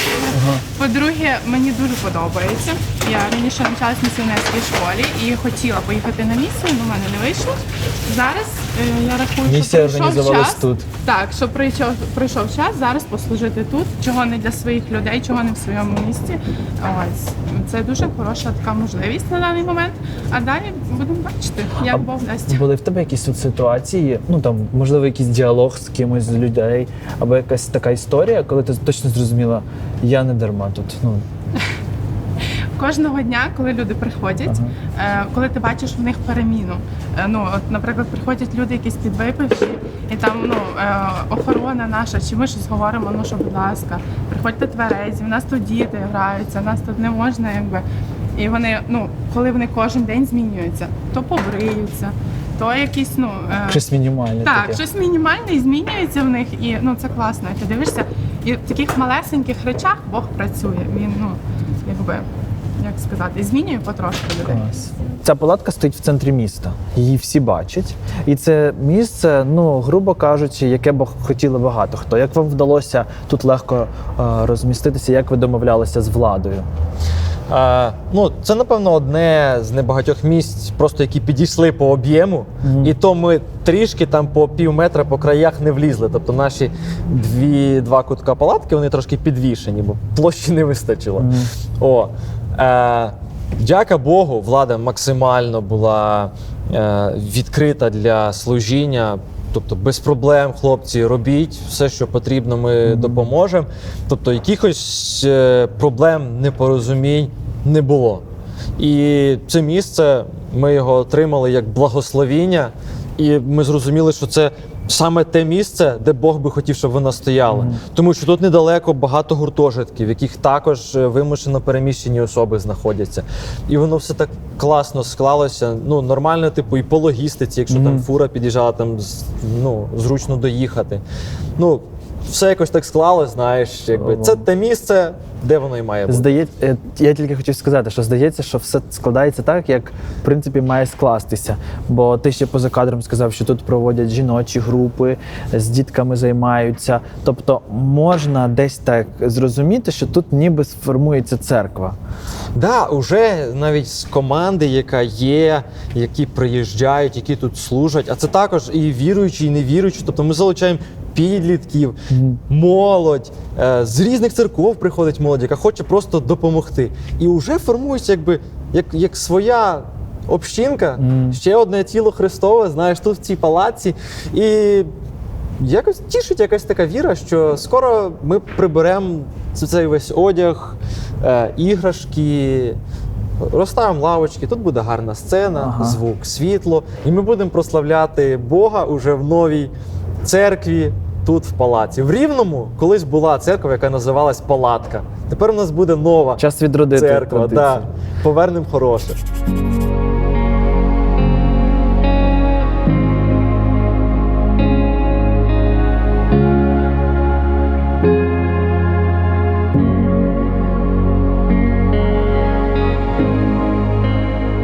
Просимо Твого благословення на цей день. Во ім'я Ісуса Христа просимо благослови палатку сьогодні. Благослови тих людей, які будуть сьогодні приходити, нехай вони бачать у нас Тебе. Благослови всю команду, яка тут трудиться, Господь. Допоможи нам показувати Тебе і у всьому відчувати, бачити Твою руку і милість, як це було до цього. За все Тобі хвала й подяка. Амінь. Церква, мабуть, стала таким місцем, коли люди, мабуть, відчули частиною себе того великого організму, який зараз є в нашій державі. Це і такої великої сім'ї, яка нараховує 40 мільйонів. І, мабуть, церква стала таким координаційним центром, куди люди могли б долучатися, і не поставало питання між нами якоїсь деномінації, чи віровчення, чи ще чогось. Тобто люди ставали такою одним цілим кулаком, який намагався робити ту справу, яка приносила користь для нашої держави. Ми вже знімаємо вже не перше місто, де спостерігається тенденція, що приміщення церкви стало чим потрібно. Десь це стало гуртожитком, прихистком, десь це стало кухнею, десь це стало складом, десь ще чимось. Ми зараз знаходимося у вас в церкві. Так. Що було тут? Взагалі цікавий дуже момент. Тому що по інстаграму тут було все, що завгодно. Так, хороше запитання. Я взагалі пам'ятаю, на одному із зібрань у нас там була барикада з мішків з рису. Тобто ми отримали дуже багато рису, такий 25 кілограм був мішок, і його не було просто нам куди подіти, все було просто завантажене, і ми там просто виклали таку ніби як барикаду, і просто проходило зібрання, і ніхто не задавав запитання, що це таке. Один такий показовий момент, пам'ятаю, це було на Трійцю. В нас взагалі в церкві принцип такий: на Трійцю ми не проводимо зібрання в цьому залі, ми виїжджаємо на якусь локацію. І я пам'ятаю, що після того, як ми побували на зібранні на виїзді, ми всі приїхали розвантажувати велику фуру, яку ми отримали з-за кордону, і цей зал був повністю забитий. От просто від слів, як ви зараз чуєте, так і було це. Тут був просто один маленький прохід, там коридор далі в нас є, він теж був повністю забитий. Тобто це насправді це місце стало таким складом. Тут всім. Тобто ми навіть зібрання, я пам'ятаю, відмінили, бо в нас тоді по середам були молитовні зібрання, то ми навіть зібрання відмінили, бо банально його не було де проводити. Все було просто забито. Ми зрозуміли, що в цьому залі не вистачає просто підлоги і місця, щоб все складати, і ми почали завозити сюди стілажі. І людина, яка заходить до нас на зібрання, вона відразу, війшовши в двері, вона бачить все. А в той момент, коли вона заходила, вона бачила стілажі з крупами, зі всім, і в нас було 2 стілажі зліва і справа, і ми там встановили екрани, які допомагали людям, які за стілажами, які просто чули все, що тут відбувається, але не бачили. Вони дивилися в телевізори, які там стояли. Тобто ми зрозуміли, що це як виклик для нас, і ми мусимо відповідати тому виклику. І, до речі, у нас в церкві дуже креативна медіакоманда, і вони вийшли з цієї ситуації. За час уже служіння з новими людьми сформував якісь поради, які б сьогодні допомогли тим, в чиїй церкві зараз не все так, як було до? Я думаю, що вони сформовані не за ці 4 місяці служіння. Це сформовано вже попереднім досвідом служіння. Це те, що я вже казав. Ніхто із нас не може бути сам в служінні церкві, бо церква не його. Це чітке розуміння того, що я під Ісусом, кому належить ця церква. І навіть не я, а ми. Тобто Бог завжди посилає людей біля тебе, яких треба просто побачити, допомогти їм зрозуміти їхню роль і підтримати їх. Роботи ще насправді багато. Ми ніби вирівняли ситуацію, але так не робиться за один день. Але ти ніколи не зробиш це сам. Тому треба не переживати, впустити інших людей в твоє служіння і в те, що хтось розумніший за тебе. Ми пішли командою, нас було 6 людей. І я, наприклад, нічого не смислю в адміністрації. Для мене це прям... Я взагалі не розбираюся. А я взяв одну людину, яка мала займатися адміністрацією, і ще одного ніби як другого пастиря. Я так планував, що принаймні він проповідує, наставляє, групи веде дуже класно. І от вони через 3 місяці пішли у військо. 2 брати. І виходить, ми ніби пішли на нову церкву, ніби вони зі мною в команді, і через 3 місяці вони хоп, і йдуть. І знову їх немає. І це так знов. Але є інші люди. Є інші люди, можливо, які не настільки професійні, але точно так само вірні. І я вірю, що Бог вірних бере і робить здібними. Бути вірним і відшукувати поруч із собою вірних людей, з якими ти можеш йти і робити це. Мабуть, це один із принципів точно. Особисто я для себе прийняв одне рішення і навіть його прописав, можу навіть показати в нотатках в мобільному телефоні, воно прописане. Я не збираю поганих історій про біженців. І якщо я навіть їх бачу, я їх не розказую. І я розумію, що це люди, які опинилися в кризовій ситуації, і насправді деколи, коли вони якось поступають, дуже боляче. Але я розумію, якщо я це буду продовжувати, якщо я буду транслювати його в своєму житті, це буде людей налаштовувати негативно. У нас є група ВПО по п'ятницям, проходить близько 15 людей, є брати, які з ними спілкуються. Непросто. Це групи, на яких буває деколи так гаряче, що ви навіть собі не уявляєте. Був момент, коли навіть одна людина просто назвала іншу людину сатаною. Це група вивчення Біблії? Так, да. Група по вивченню Біблії, Євангелія від Івана, і кажу, там дуже гаряче. Через що? Через різні культури, через різне Ви бачення знаєте, Бога? коли люди тримаються Писання, в плані того, коли їхня група йде навколо Писання, проблем нема, хоча вони можуть виникнути. Но час від часу на таких групах постають дуже гострі питання. Питання мови, питання війни. І тут хочеться бути людиною, яка тримається своїх принципів як і публічно, так і в приватних розмовах. І тут не хочеш ставати якимось таким двохлічним. І це деяким людям не подобається, і вони виговорюють свою позицію. Церква готова терпимо ставитись до таких ситуацій? Не всі члени церкви готові запрошувати до себе додому переселенців. В мене в сім'ї це трошки простіше. Наприклад, навіть на Новий рік в нас була сім'я з Ізюма. Він довгий час був волонтером у нас на волонтерському центрі, постійно приходив. Зараз він, як би сказати, по своєму бажанню призвався в лави нашої армії. Він поїхав в Ізюм. Дружина тут з дитям залишилась. Він поїхав, і ми, як церква, хочемо далі піклуватись про нього. Ми ж не можемо звинуватити людей, які не готові приймати. Знаєте, мені, як пастору, хочеться, щоб церква була ідеальна. І я думаю, вам, як служителю якоїсь справи, вам хочеться, щоб вона працювала на всі 100. Я розумію, що не всі можуть це робити, і я розумію, що я не можу заставити. Але мені, як пастору, деколи болить серце. Просто мені прикро, що деякі люди не готові робити якусь справу. Ви про це говорите в своїй церкві? Це важкі питання. Це болючі питання. Тим більше, знаєте, тільки став пастирем. Я ще вірю в те, що я можу бути пастором, який не зробить ні одної помилки в житті. Але, слава Богу, Бог працює і все стає на свої місця. 24-го церкви не включились в роботу. А давайте щось робити. Справа в тім, що вже до війни я йшов по багатьох церквах, бував в багатьох храмах міста. І будучи в одному храмі по вулиці Червонія, це Римо-католицький храм, новий, який зводиться в місті. Після служби священнослужителі проводили мені екскурсію по храму, показували, як виглядає храм, і завели в підвальне приміщення. А там капітальне бомбосховище, ідеально для укриття. А про війну ще ніхто не говорить, ще війни немає. І я просто, знаєте, так кажу, вау, дивіться, так це ж ідеальне укриття. А можемо ми його кваліфікувати як найпростіше укриття і використовувати під сховище в разі потреби і в разі війни? Так залюбки, кажуть служителі. І мені приходить ідея, а давайте, у нас є євангельські церкви, католицькі храми, православні храми. Там же ж є такі будівлі, де можуть бути укриття.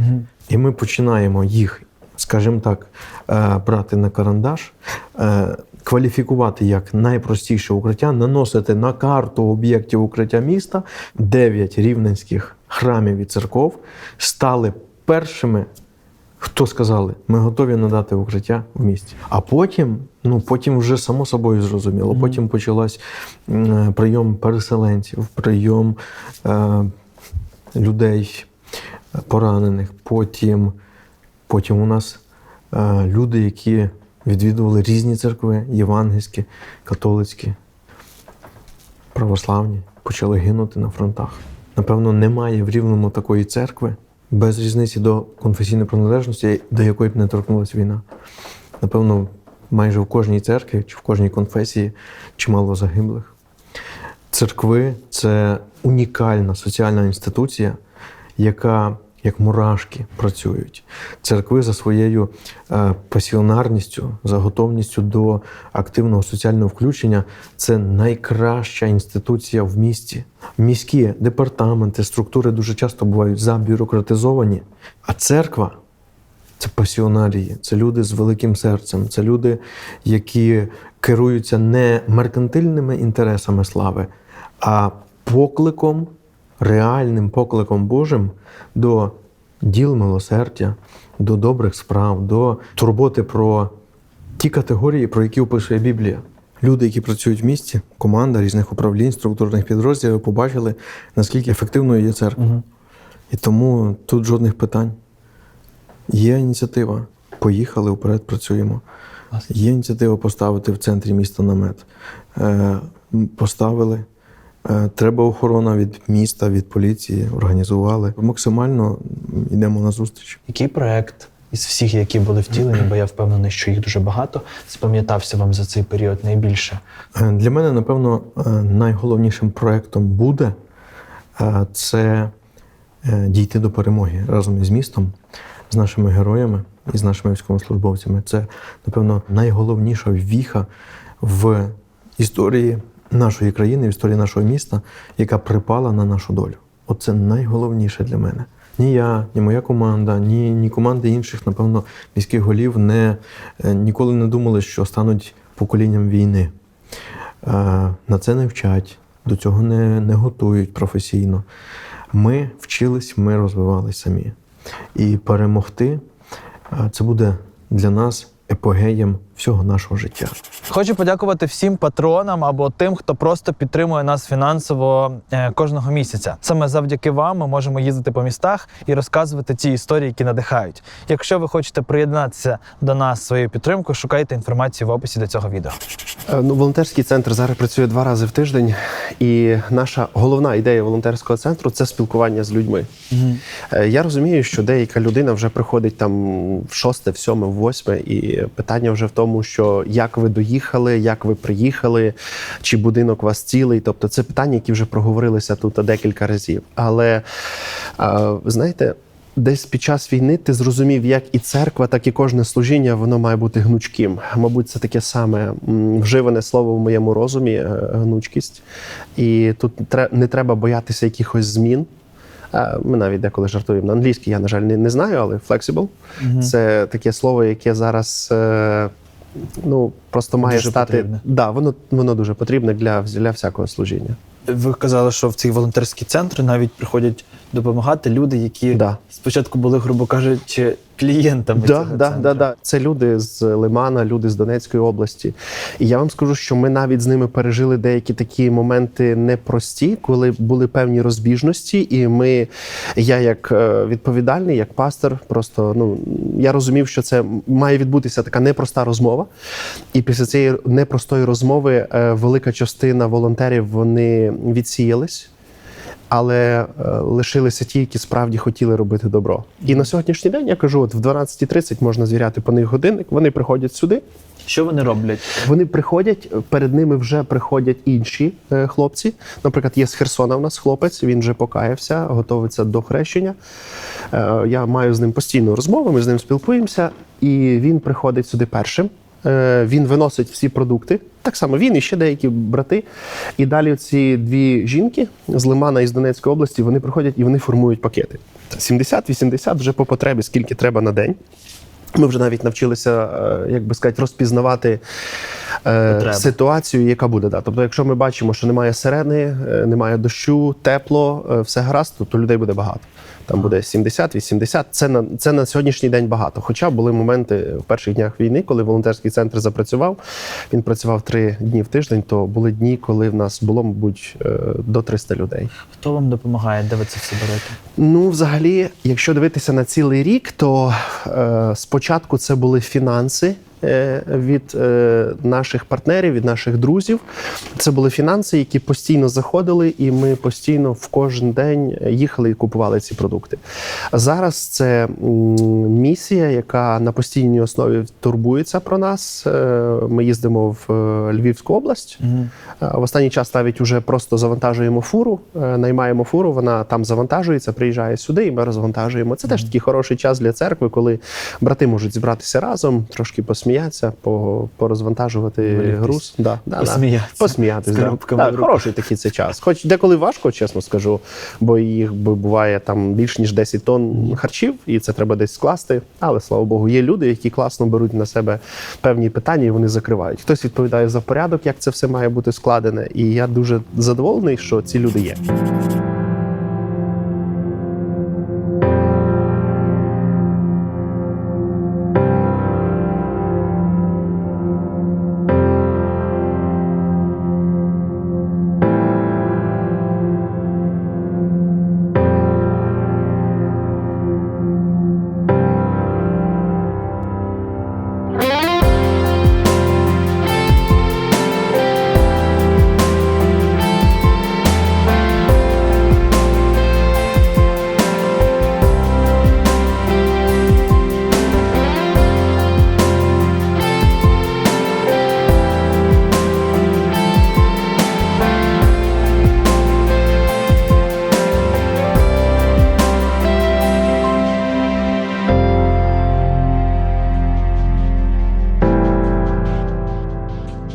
Ти сказав трішечки за капеланство. Це не дуже, я так розумію, твоя публічна діяльність, бо я мало про це десь бачив. Ми не постимо про це. Це почалось там з перших місяців. Я пам'ятаю, в березні ми з тобою вже спілкувались, і ти вже трішечки про це мені говорив. У нас були так короткострокові поїздки, зустрічі з капеланами. Так Бог дав, що приміщення церкви Надія, воно належить Міністерству оборони, і там жили ТРО. Ну і ми якби є люди, є чоловіки, їм треба служити. Ми почали їм служити, почали спілкуватися з ними. Потім їх перевели звідси в інше місце, ми продовжили спілкування з ними, почали їздити час від часу до них. І вже з 24 квітня по вересень, середину вересня, я фактично постійно був в розташуванні із військовою частиною серед хлопців. Це було не на контракті, це було більш на волонтерських таких засадах. Моя дружина відпустила мене, і церква так само. І це одна із причин, що допомогло мені потім піти, бо церква за цей час, коли мене не було... Звикла бути без тебе. Насправді, так. Да. І мені навіть не було за це образливо. Це насправді дуже класно. Це, мабуть, мрія кожного нормального пастора. Я себе вважаю нормальним пастором. Щоб навчилися бути без тебе. Не прив'язані, до мене. Це класно. Розкажи трішки, тому що ми всі частково розуміємо, що капелан – це священник для військових. І на цьому іноді закінчується знання і розуміння місії цієї людини. Розкажи, будь ласка, твою роль там. Насправді капелан – це... Я займався капеланством до цього, тільки це було спортивне капеланство. Разом з FCA, займався тут в Рівному, на турнірах, звертався постійно до хлопців і до жінок, до дівчат, які займалися спортом, якісь змаганнях і так далі. Тому це слово було для мене не новим. Найкраще пояснення, що таке капелан, це гасло капеланства – бути поруч. Це, в принципі, все, що треба. Тобто, якщо є люди, і ти можеш бути біля них поруч, то просто будь. У всьому тому, що вони роблять, у всіх їхніх переживаннях, ненав'язливо, просто продовжують світити, гріти і бути поруч людей в їхніх потребах і навіть їхніх радостях, не завжди в потребах, просто поруч. Насправді дуже виглядає за принципом парасольки. Знаєш, парасолька, вона біля тебе, але вона не завжди відкрита. Але ти повинен бути готовим, що тебе відкриють, і ти готовий служити. Точно те саме відбувається з капеланством. Хлопці перебувають в постійному місці разом. Це породжує різні ситуації. Вони мають переживання стосовно своїх сімей, які вони залишили. дітей, дружин, які, можливо, за кордоном, мають внутрішні конфлікти всередині. Вони ж не зобов'язані тобі не сповідатися, не відкриватися. Ти просто з ними. Тобто, взяв лопату, копаєш окоп, значить тобі буде дозволено вечором поговорити за вечерею або помолитися за щось. Тому, насправді, це дуже важливо, дуже серйозний вплив відбувається не тільки на хлопців, але і на мене відбувався. Бо це суспільство, в якому я ніколи не був. За останніх багато років мого служіння це в основному були церковні люди. Зараз за цей час це були люди, які не вірять в Бога. І вони нормальні. Вони абсолютно адекватні, свідомі, вони успішні, моральні, хороші сім'ї в них, знаєш. І це такий виклик був для себе, для переосмислення. Так в що ж я, в принципі, вірю і від чого Ісус мене спас. І так само в благовісті, в тому дотику проповіді Євангелія, який дав Бог можливість мати. Дивлячись на тебе, можна сказати, що тобі там не було страшно. Ти зараз говориш, і мені так здається, що це все так, наче ти знаєш свою місію, ти пішов і все ок. Мені насправді було страшно. Був момент, коли почалась війна, і я сиджу в себе в спальні, і просто мені так страшно, бо я не знаю, що відбувається. Мені не за себе страшно, за дружину, за дітей, всі ці новини, знаєш. Дуже прям так напряжно все це відбувається. Ти дивишся, слухаєш. І я прийшов додому, і я прям думаю, мені треба поплакати. І приходить моя жінка, і дала мені перцю, знаєш, розказала, що ти мужик, зберись, там, знаєш, так далі. По-нормальному, не принизливо ніяк, але якось так надихнула, що вона не боїться, що все нормально, вона рада, що я тут, рада, що ми не поїхали нікуди. Я їй кажу, давай ми поїдемо, завезу тебе. Ніяких там, все, без запитань взагалі, без заперечень. У нас повна хата людей, там, з церкви, родичів, бо ми за містом живемо, сирену менше чути, якщо тривога. Насправді класно, люди просто приходять до нас за день відпочивати. Я думав, їй напряжно. А виходить, вона мене так підбадьорила, ніби повернула назад в життя. І я тобі скажу, що коли вона переконала мене, що їй не страшно, мені, в принципі, не було більш за що боятися. Тобто, якщо ти за дітей і за дружину не боїшся, за що ще боятися? За себе... А що мені, якби? Я не знаю. Насправді, я би не хотів вмирати. Щоб так сказати, знаєш, щоб вже сьогодні. Але якщо ми ж всі помремо. Моральний дух зараз, мені здається, більш переживальний в людей, ніж тоді було. Тоді більше ентузіазм, сміливість. Очікування короткотривалості, воно дає про себе знати. Ти ніби частина чогось такого, вау, давай на коротку дистанцію. Це завжди легше. Зараз люди більше переживають там, і так далі. І солдати так само. І мені здається, що зараз страшніше, ніж було тоді. Чого? Бо зараз люди бачать, що це все затягується, і ніхто не хоче затягувати, не хоче дивитися, як це розв'яжеться. І плюс величезні, набагато більші втрати, ніж були спочатку. Це стає частиною нас. І недавно привіз сказку звідти, знаєш, російського солдата. Таку чмонівську, скажімо так. І спочатку так посміхався, знаєш, вона прострелена така, привіз трофей. Да? Кажемо, привіз трофей. А потім злякався самого навіть слова. Розумієш, коли ми говоримо трофей, про казку, в якій колись була голова. Я переживаю за своє серце і за серце людей, щоб ми не почали вважати такі речі трофеями. Я за Україну і за Бога, я за перемогу. І хай ці всі нехороші, просто на камеру так сказати, люди, хай вони просто згинуть наші вороженьки. Але я не хочу допускати, щоб моє серце почало казати, що це трофей.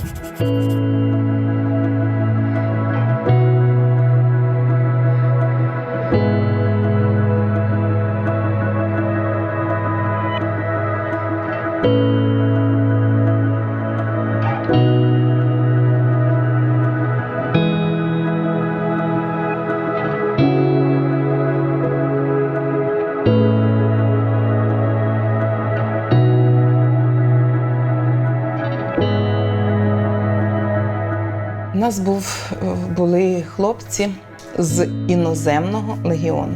Ми ходили з палати в палату. Носили смаколики, да. Була різниця, як було 6 хлопців, 26, 56 і на сьогоднішній день 116 військових воїнів у нас лежить в лікарні. І був такий в нас Алі з іноземного легіону. Ми з ним познайомилися, ми з ним спілкувалися. Очей він не підняв. Смаколики він нас також не взяв. Він сказав, що це Не потрібно. Можете приходити до мене, можете спілкуватися зі мною, але мені нічого не потрібно. Нас забезпечує держава. І скільки ми ходили днів, він так і в нас не взяв смаколика.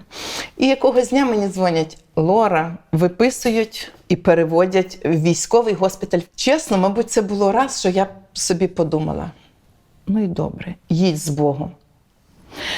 Але на другий день дзвонять, він в другій міській лікарні. Ну що, думаю, приходжу з роботи, беру каву, беру смаколики і йду слідом. Не здаєтесь. Не здаюся. Прийшла. Ви знаєте, поки я йому сказала доброго дня і як ви, він і каву випив, і смаколики з'їв. Тоді він вже розказав, що він не то, що боявся нас, що відразу будуть на камеру знімати, будуть показувати в інтернеті. Ні, і так ми з ним подружилися. Ми почали ходити з дітьми, з внуком ходили, їх потім двоє, ще був один з легіону. І поки він лежав, не міг ходити, ми до нього ходили. А пройшло трошки часу, він вже почав вставати. Знаєш, що кажу? Давай ходи ти до нас, що ми будемо в тебе сидіти кожен день? І так зав'язалася наша дружба.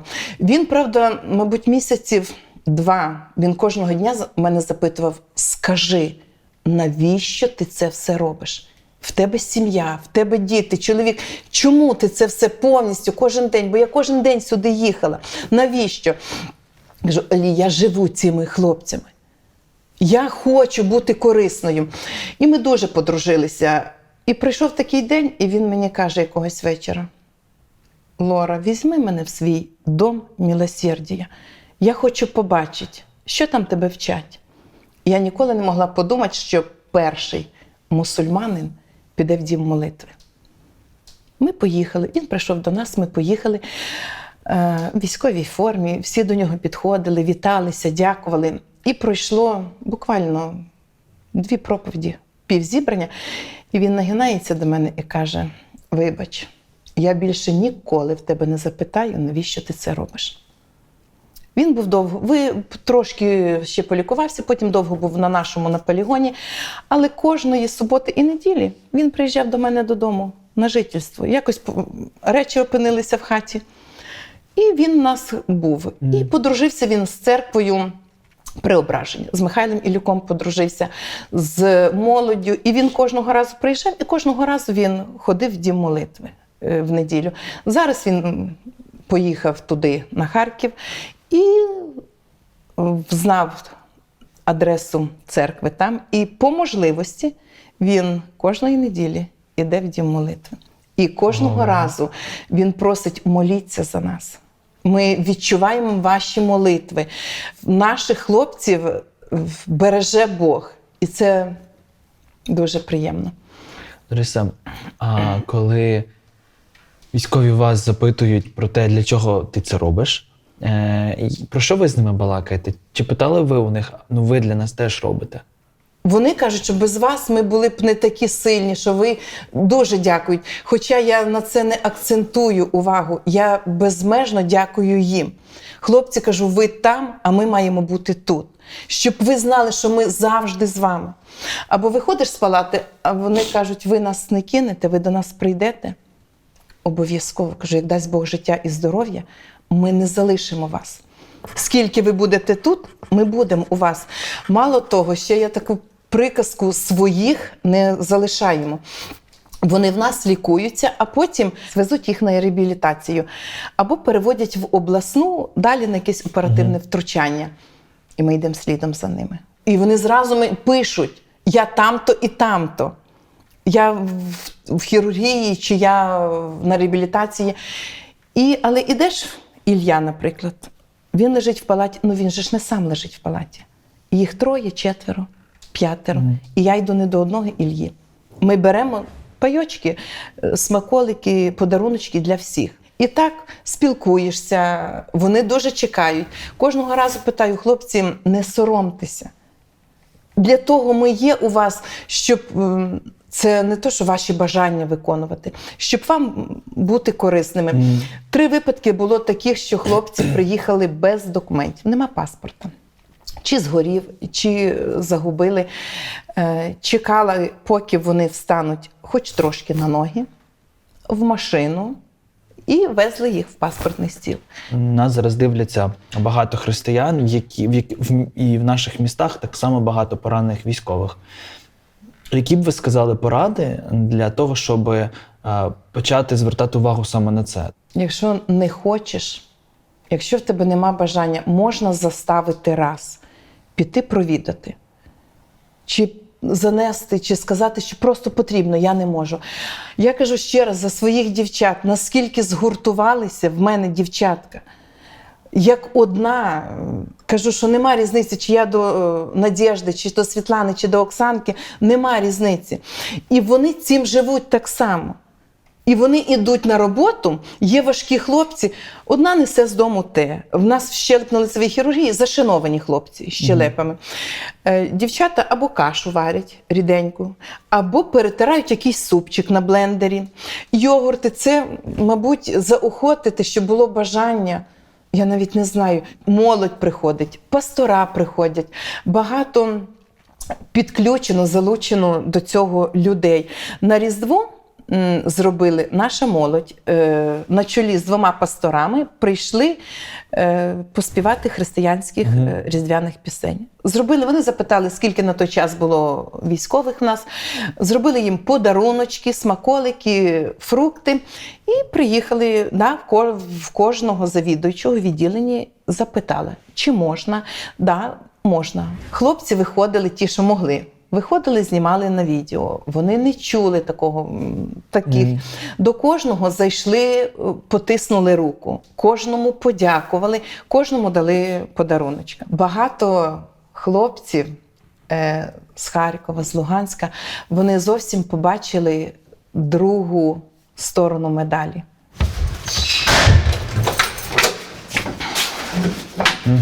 Тут у нас все. Хатка невеличка, але в нас тут повністю все є. Ваш кабінет. Там протеїн, та кава, чай, дезодоранти. Тут таке. В нас є ножнички, щипчики, навушники, зарядки, продовжувач, навіть продовжувач потрібно, якщо потрібно продовжувач. Тут трімери в нас є і все позложуване. Одяг, все повністю. У нас носки багато з Покровського собору, з церкви. Отак як в хлопців апарати. І потрібно... Великі, щоб були. Великі, так. І вони... Світочка, ходи до мене, це моя Світочка. Відкрий, друг! Відкрий! У вас тут всі скромняги, звісно. Це мої дівчата, золоті дівчата наші. І це нам стало мало. І ми взяли ще оцей взяли. Тут у нас більш такий склад. Тут вода, соки. А це таке ми зложимо вже гігієна. Серветки, туалетний папір, паста, щітка, мило. Це кожному. І я спокійна, що вони їдуть вже з тим. Кожного тижня йде потяг. На Рівне, наприклад, 120 чи 130 хлопців. І на вокзалі стоять швидкі для тих, хто може йти, хлопців, буси, і везуть по лікарнях. І якогось разу я приймала, такий Микита був з Маріуполя. Кажу, сину, ми тебе будемо глядіти тут як дитину. Ти будеш повністю під нашим крилом. А він каже, я чув про це. Де війна, і воно поширюється. Це, мабуть, було одне з перших хлопців. Ми прийшли, я, чоловік мій, і пару було ще сестер з церкви Благодаті. Хлопці були всі лежачі. Зайшли, так повертаю голову, новий Руслан, новий військовий. 28 чи 29 років. Сам він з Луганська, але з 14-го року він боронить кордони держави. І я як глянула, там були тільки одні очі.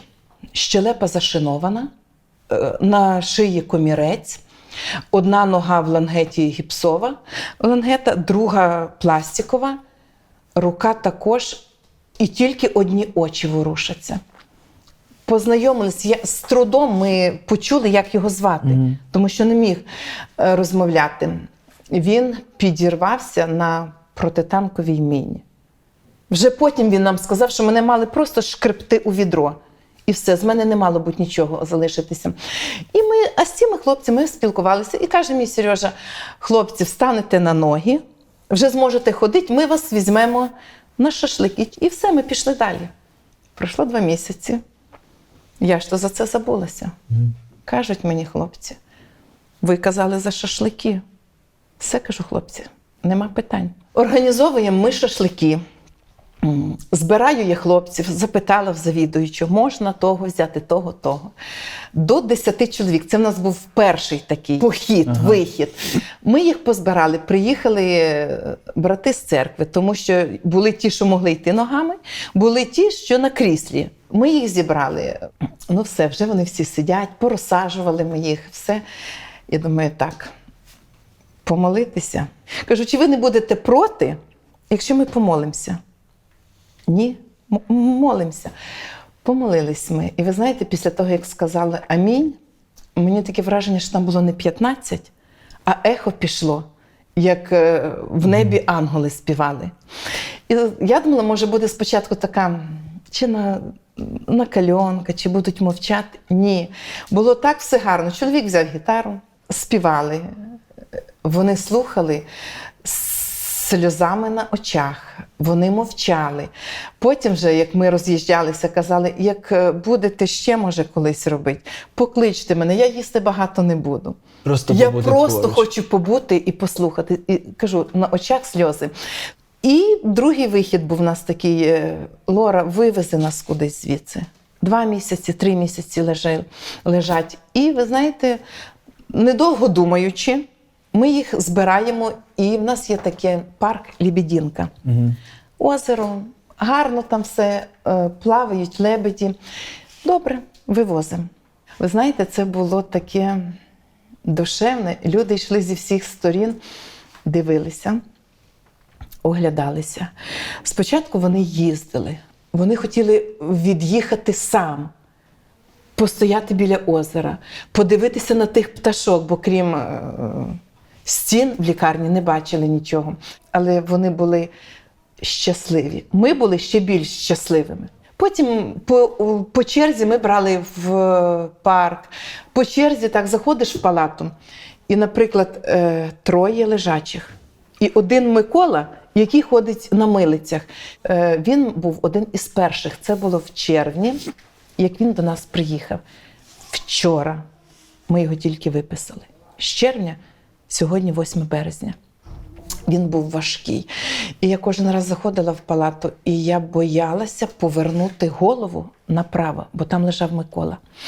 На вулиці 30 градусів тепла, і в Миколи 40 температура. І так, вранці ампутовують ногу, ввечері залишають. Вранці ампутовують, і так було, мабуть, з місяць. Ми молилися всюди. І таких є. Ілля в нас сам з окупованого Енергодару. Привезли його, ще була нога трошки, але прийшлося її ампутувати. Але вже знайшлися люди, хто зробив йому протез. І вже він по чуть-чуть скидає. Вони, знаєте, кожним своїм, це не дріб'язок, встати, одягнути протез на ногу і зробити з підтримкою перші кроки, як немовля вчиться ходити, повні очі сліз і радості. І вони ці свої досягнення, вони всі скидають. Вони діляться цими всіма своїми досягненнями. І це ще більше надихає, це ще більше поштовх дає. Я кажу до них, хлопці, я, мабуть, як випроводжу останнього військового пораненого з нашої лікарні, мабуть, тоді воно мені дасть знаки. Того, що не маєш права не розслаблятися. Інколи просто йдеш додому мовчки. Вдома також не те, що нема бажання, сили, мабуть. Немає ні говорити. Ніколи не думала, що буду слухати не те, що сповіді їхні сімейні, душевні болі. І я знаю, що я його нікому не скажу. І молишся з ними, і підбадьорюєш, заходиш в палату, і вони просять: моліться за нас. Каже, ми дуже відчуваємо ваші молитви. Якби не ваші молитви, каже, ми б не знаємо, що було б і де ми були б. Молоді хлопці, заходиш в них, відкритий новий заповіт. Каже, ми як ідемо на завдання, каже, 90-й псалом, каже, ми завжди повторюємо. Старші хлопці, заходиш, каже Ларіс, чи до будь-кого, ви йдете в неділю на службу? Да, ідемо. І вони пишуть записки, моліться, каже, за нас. І пишуть свої імена, каже, хлопці, за вас ми молимося кожен день. Це не то, що раз в тиждень на зібрані.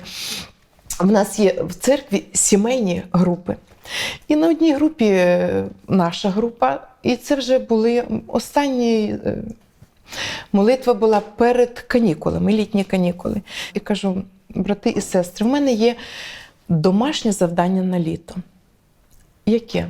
Кажу, якраз на той час було 30, в межах 30, 28-30 хлопців. Кажу, давайте на кожну, бо є по сім'ях, є хто один. Я назву вам на кожну сім'ю 2 імені. І ви молитеся ціле літо. Не раз в тиждень, а молитеся так, як за своїх дітей, як за свою сім'ю. От в тебе, кажу, буде Іван і Степан. І ви молитеся за них, за здоров'я їхнє, за сім'ю їхню, за одужання. І це, кажу, кожного дня. І знаєте, що було приємно? Як в церкві в неділю тебе хтось з братів чи сестер запитують, Ларіс, А як там? Як Іван? Ми за нього кожного дня молимося. Ларіс, а Степану краще? Ми за нього кожного дня молимося. І це ще більше надихає. Дуже багато за кордону друзів допомагають. Є такі, що просто не знаєш хто. Просто приносять кошти. Да, в мене там все записано до копійки. Хто скільки приніс, хто скільки і до всі витрати. І просто кажу, скажіть, щоб я знала хто. Каже, не обов'язково. І я так і пишу, не знаю хто. Мабуть, всі хлопці знають мою мрію. Я завжди кажу, дасть Бог, закінчиться війна. І я хочу з вами зустрітися. Я хочу з вами зібратися.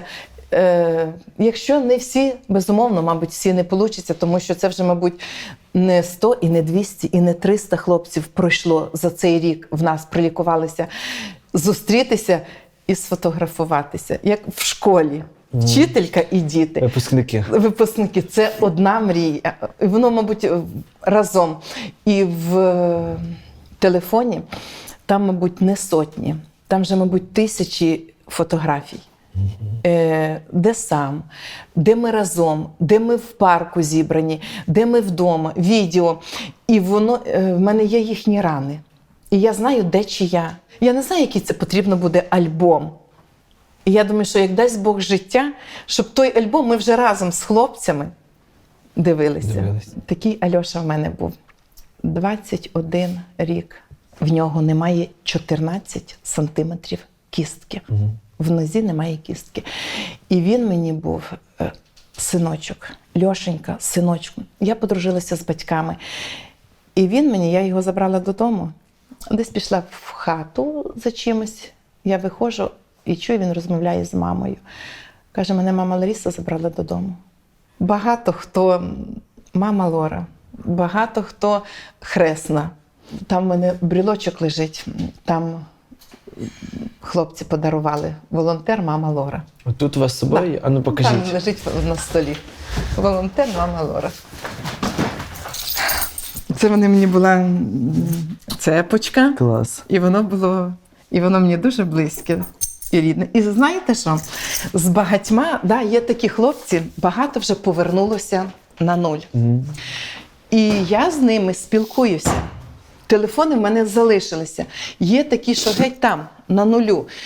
І пишу, напиши мені хоч 2 слова. Крапку постав, щоб я знала, що ти є. Я зазвичай ввечері сідаю, і як якийсь гарний вірш з Біблії, чи якесь гарне підбадьорення для хлопців. І я сідаю, я спеціально порахувала 125 телефонів, контактів. І я вже зараз їм кажу, як от зараз знайомлюся, і кажу, дайте мені телефон, і кажу, відразу на Viber мені скидаєте свою фотографію. Тому що як вас було 5, 10, 20, 30, я підписувала. Перше слово йде завжди ім'я, потім слово військовий, а потім вже Спочатку писала, яка палата, яке відділення, потім перейшли на позивний. Ну вже бачу, як в мене в контакті 5 чи 10 Саш, Сергіїв. І вже так кажу, хлопці, скидайте мені фотографію, щоб я бачила, хто ви. Лариса, дякую вам дуже. Можна вас обняти? Можна. Я живу цими. Ви вже 5 разів сказали, що ви цим живете, і я це відчуваю без цих слів. Кожного дня з ним. Хочу сказати, що у нас понад 140 разів на Майдані Незалежності ми схиляли коліна перед нашими військовими, які загинули.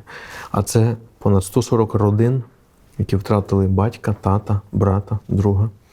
А це дружини, які залишились вдовами, молоді дружини, це дітки, які залишились сиротами.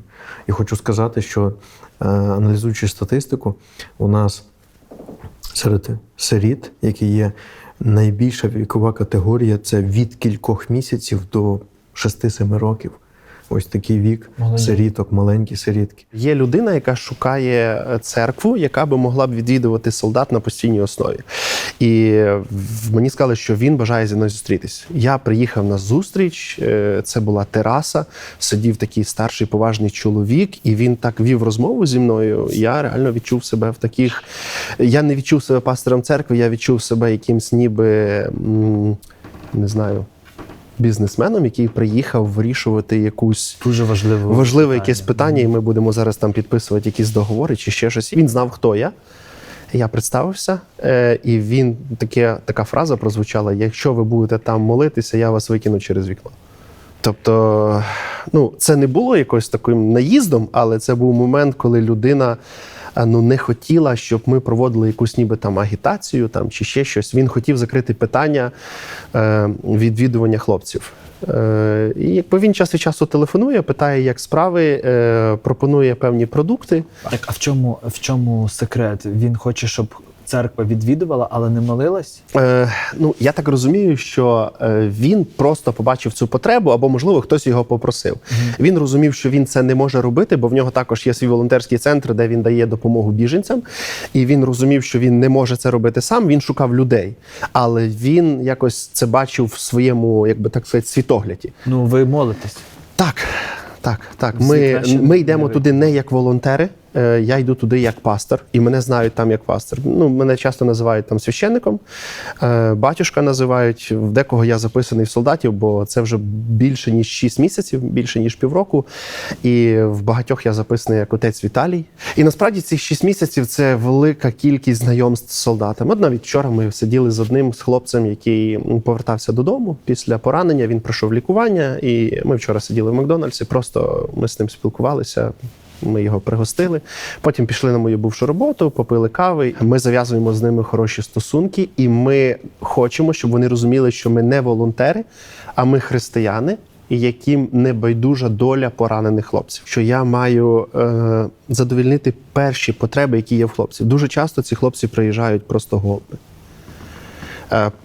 Просто ситуація вимагає, його не можна вдягнути, він просто полотенцем накритий, і все, що було в нього, телефон, зарядний пристрій, його гаманець, карточка, вона все лишилась на позиції. І вони всі приїжджають, в них на руці написано цифри, і якби це цифра, мабуть, означає перша, в якому він вагоні, друга цифра відповідає, в яку лікарню він їде, якщо не помиляюсь. Може, я тут помиляюсь. Тобто це така, як би сказати, відмінність, коли ти бачиш, що це свіжі хлопці. І це момент, коли ти маєш закрити питання. Тобто ти заходиш в палату, кажеш: так, хлопці, треба бути зараз просто, не соромтеся, все, що вам треба. Труси, футболки, носки, штани, кофти, зарядки, переноски, електрочайник, цигарки. Це останнє, це, мабуть, було з таких важких моментів, коли я не міг собі, я задавав запитання, тобто ти пастор і зараз будеш вести цигарки. У мене теж це питання тільки що з'явилося. Так, це важке було питання на перших порах, коли, я пам'ятаю, це палата номер 7. Хлопець з відірваною кінцівкою, він без ноги, але дуже позитивний. Він з нашої області, і так виявилось, потім ми вже з ним спілкувалися, я з його сестрою колись в одному хорі співали. Він попросив мене електронну сигарету. Це був момент такий, коли ти розумієш, що зараз в тебе якийсь певний вибір. Ти розумієш, зараз такий критичний момент, коли ти маєш прийняти рішення. Ти їдеш чи ти не їдеш? Я вирішив їхати. Я поїхав в супермаркет, і я вже собі малював картину, як я це буду робити, того що якщо зараз побачать інші люди, що пастор купляє електронні цигарки. Я підійшов в ларьок, і це робилося просто там за лічені секунди. Там, ви знаєте, ти заходиш, тобі там роблять пропозицію, вам яку. Я кажу, мені немає різниці, яку, швиденько положіть, візьміть гроші. Я навіть пам'ятаю, що я випросив скидку для них. Кажу, це для поранених хлопців. І зараз мені це стало легше робити в плані тому. Я розумію, що це може бути якийсь такий резонанс, конфлікт. Навіть, звичайно, хлопці буває просять не тільки цигарки, але й хлопці просять і алкоголь. Але тут ми чітко стоїмо. І недавно мене один мій товариш підставив. Він повіз хлопця курить, і той солдат попросив в нього алкоголь. І він замість того, щоб сказати, що ми не купимо алкоголь, він каже, треба главного запитати. Главним виявився я. І ми заходимо в палату, ми поговорили, і він так до мене, начальник, можна вас? Я говорю, зачекай, не веди себе так, я такий, як і ти. Він каже, я тут говорив з вашим волонтером, він сказав, що це до вас треба. І він почав імітувати біль дуже страшну в коліні, і каже, мені дуже болить, мені все викручує, мені треба 0,5, і я вип'ю і засну. І це теж був такий момент, коли ти розумієш, тебе просять, і це такий був момент такого жалю ніби. Але потім, слава Богу, такий як холодний розум він переміг. Я кажу, даруй, я цього не зроблю. Ще був такий схожий момент, мабуть, десь другий тиждень війни, тут стоїть смітник, і я не знаю як, але до нас хтось привіз 2 блока цигарок. І хлопці побачили, волонтери, ці цигарки викидають в смітник. А перші дні війни ось тут стояло дуже багато військових. Вони приїздили до нас, вони брали дуже багато медикаментів, адже у нас було дуже багато так само медикаментів, і вони приїжджали і просто завантажували великі коробки. Люди побачили цих 2 блока цигарок, Мальборо, якщо не помиляюсь, це були, і вони їх викинули в смітник. І я тоді вже відреагував на це. Я підійшов, кажу, що ти робиш? Ось стоять військові, віддай. Він каже, та як це так? Ми церква, віддамо цигарки. А в той момент ми віддавали все все мало бути написано на папері. Людина робила таке якби замовлення. І він каже, так, подожди, що це? Ми маємо написати бланк церковний, релігійна організація, церква Надія видає 2 блока цигарок. Я кажу, стоп, а що ми вчора видали? Щось таке дуже цікаве. А в нас в церкві було 25 пивних ящиків. Це була така гра, коли ти ящик на ящик кладеш і вилазиш. І вони теж вирішили це видати на папері написати. Кажу, дивіться, хлопці, якщо вчора церква Надія видала 25 пивних ящиків, то і сьогодні може видати 2 блока цигарок. Буквально нещодавно я з сином своїм приїздив до супермаркету. Кажу, сину, треба купити 3 пачки цигарок «Парламент» 6. І на мене син, йому 15 років, він каже, тату, ти що собі? Що з тобою? Я кажу, ні, все гаразд з цим.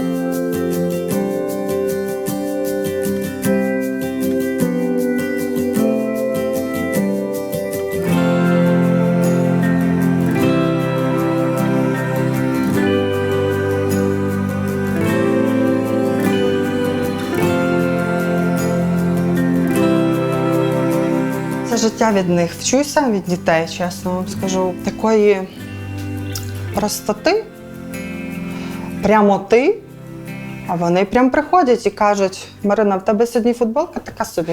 Чесно, кажу це. Або вони зачіску завжди. Це я ради дітей роблю всі речі, і вони всі знають, що я так роблю, бо для них це супер.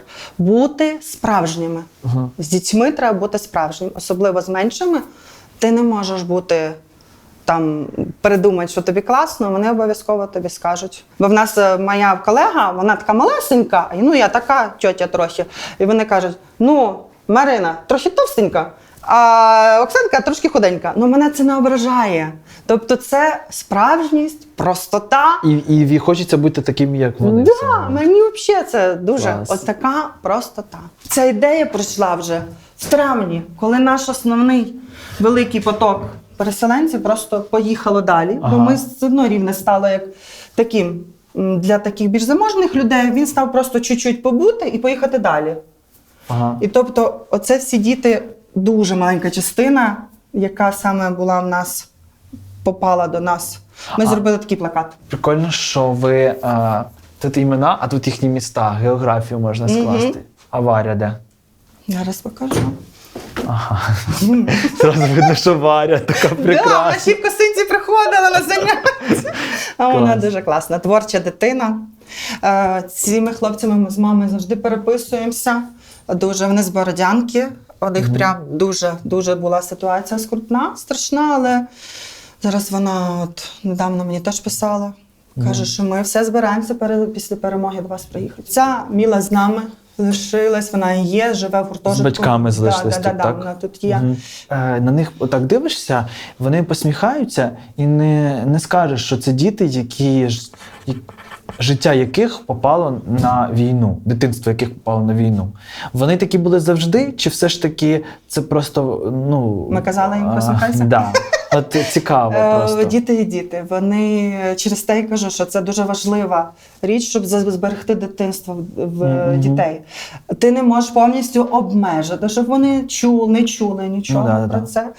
Але бо ти якби навіть говориш, що в мене була така можливість навіть через те, що моє керівництво в садочку почуло, що я цим займаюся, направили мене в гуртожиток прямо до дітей-переселенців. І там був хлопчик, який постійно говорив «бомба, бомба, бомба». Просто говорив. І коли ти починав з ним щось ліпити, він розслаблявся. Тобто, але загальна картинка, я не можу сказати, що діти якось змінились, прям більше змінились батьки.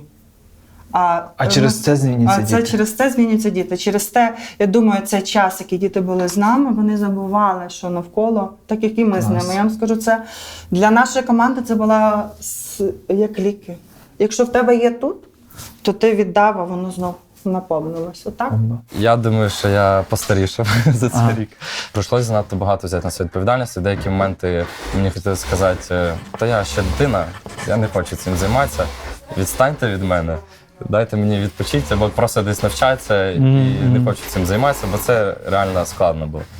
І в цей рік, я, напевно, виріс в дуже багатьох сферах. І от навіть духовна складова, що реально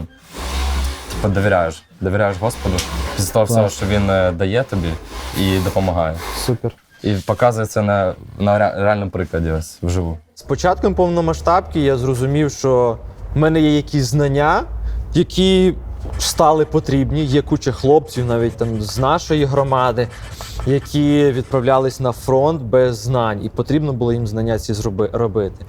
І відповідно ми зібрали, я збирав хлопців там з територіальної оборони і проводили інструктажі надання першої медичної допомоги. Один раз ми проводили інструктаж і приїхали хлопці з іноземного легіону до нас на запрошення територіальної громади нашої, щоб теж провести інструктаж. І так я більше почав працювати з хлопцями-іноземцями, які тут служили. Я більш тісніше почав працювати з військовими, з армією. І так я зрозумів, що Бог мене веде і кличе служити саме там. Це перше. Друге, моя держава кровить, у моєї держави є проблема, є куча хлопців, які гинуть, яким потрібно допомогти там. І в мене в серці зародилось таке бажання, що я повинен бути там. Я не знаю, як буде далі. Наразі я готуюсь, я вчусь, я проходжу навчання, щоб бути готовим служити там. Якщо Бог благословить і все вийде, то ми зможемо працювати на евакуації поранених. Ми завжди казали так, що Рівне насправді немає чим похвалитися, крім людей. У нас немає ні замків, немає ніяких історичних місць. У нас 2 гарних парки, не цей. І все. І тому ми завжди кажемо, що найкраще, що є в місті Рівному, це люди. Я радий багатьом новим людям, яким Бог дав знайомитися мені в 22-му, 23-му році, бо в мене ще такого року не було. Це військові, плюс нова церква. Це як перейти в іншу школу, знаєш, в іншому тебе хоп, і новий клас, і всі нові. Ти мусиш завойовувати якби, і свої авторитети, і все, що пов'язано з цим. Тому я дуже радий, що навіть в новій церкві так багато класних людей. Я завжди захоплююсь тими, що залишилися людьми, незважаючи на кризу величезну. Вони залишились вірними церкві. Точно так само, як захоплююсь тими вірними, якщо ми говоримо про місто і Україну, людьми вірними, які залишились вірними Україні. Бо є купа шансів поїхати, знаєш, там, незважаючи на те, Я знаю, що в тебе теж був. І якби є, що моїй дочці старші тільки 16. Так що... Ні, пропозиції я маю на увазі, що були. Так, але це нормально. Ми не розглядаємо такі Але питання. дякую. Тому, напевно, ця вірність в навіть таких обставинах, це те, що точно захоплює. Ми зараз маємо дотик з людьми, які хочуть створити такий реабілітаційний центр для військових. І, мабуть, навіть це не наша далеко мрія, але я трошки залучений в цей процес, як людина, яка комунікує з військовими. Є молода дівчина з нашого міста, яка є реабілітологом. Вона звільняється зараз з хорошої роботи. Зараз, наприклад, на теперішній момент вона в Данії зараз знаходиться. Вона проходить такі певні навчання. І на сьогоднішній день, якщо говорити безпосередньо за військових, це таке хороше продовження, про яке я навіть не думав і не мріяв. Тобто я бачив себе далі, ніби от наші сестри з церкви далі готовлять їжу. Ми приїздимо кожного вечора, крім неділі, забираємо, їдемо до військових, спілкуємося з ними. Але я розумію, що це якийсь маленький відсоток просто того, що ми можемо робити. Але ось поява цього такого центру реабілітаційного, який, я вірю, що скоро з'явиться, це такий хороший крок в цьому. Це відповісти на потребу в теперішній час, яка зараз є. Ти маєш щось, чим ти мусиш поділитися. І це буде несправедливо його тримати. Одним з величезних мотиваторів, які є для мене, це товариші мої з іноземного легіона, хлопці-іноземці, які загинули тут, з якими ми з початку війни разом служили, і вони загинули на цій війні. Це моя війна, а вони віддали своє життя, справді допомагаючи. Один з перший це був Трент з Сполучених Штатів, другий це був Кшиштоф з Польщі, третій це Доні з Австралії. І в них зовсім інші історії, але вони приїхали допомогти. Крістоф, він покинув все в Польщі, він приїхав сюди, щоб служити Доні, в нього бабця українка, і він відчув поклик такий, що я маю допомогти. Він все своє свідоме життя, він військовий. І вони віддали своє життя за мою державу. Я думаю, несправедливо буде, знаєш, якщо я буду на собі економити. Це зробив Христос. Христос за мене віддав своє життя, яке я маю право віддати менше.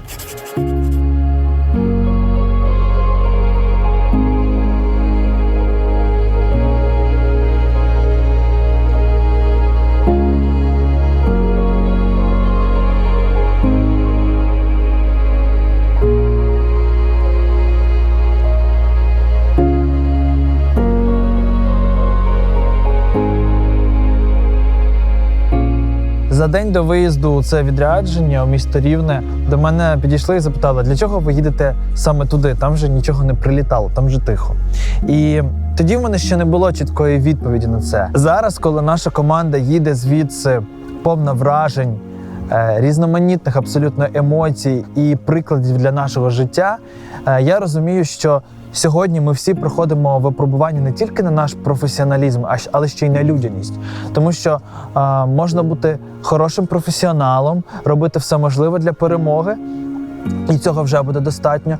А можна бути просто людиною, яка піклується, яка любить, в якої болить серце, яка шукає можливості і шляхи для того, щоб в своєму тихому, спокійному місці, куди не так багато прилітає, як кудись в інше місто, просто робити те, що ти робиш, і вже цим наближати перемогу. Історія Лариси, історія Ані і історія будь-кого з нашого сьогоднішнього епізоду тільки показує і ілюструє все це.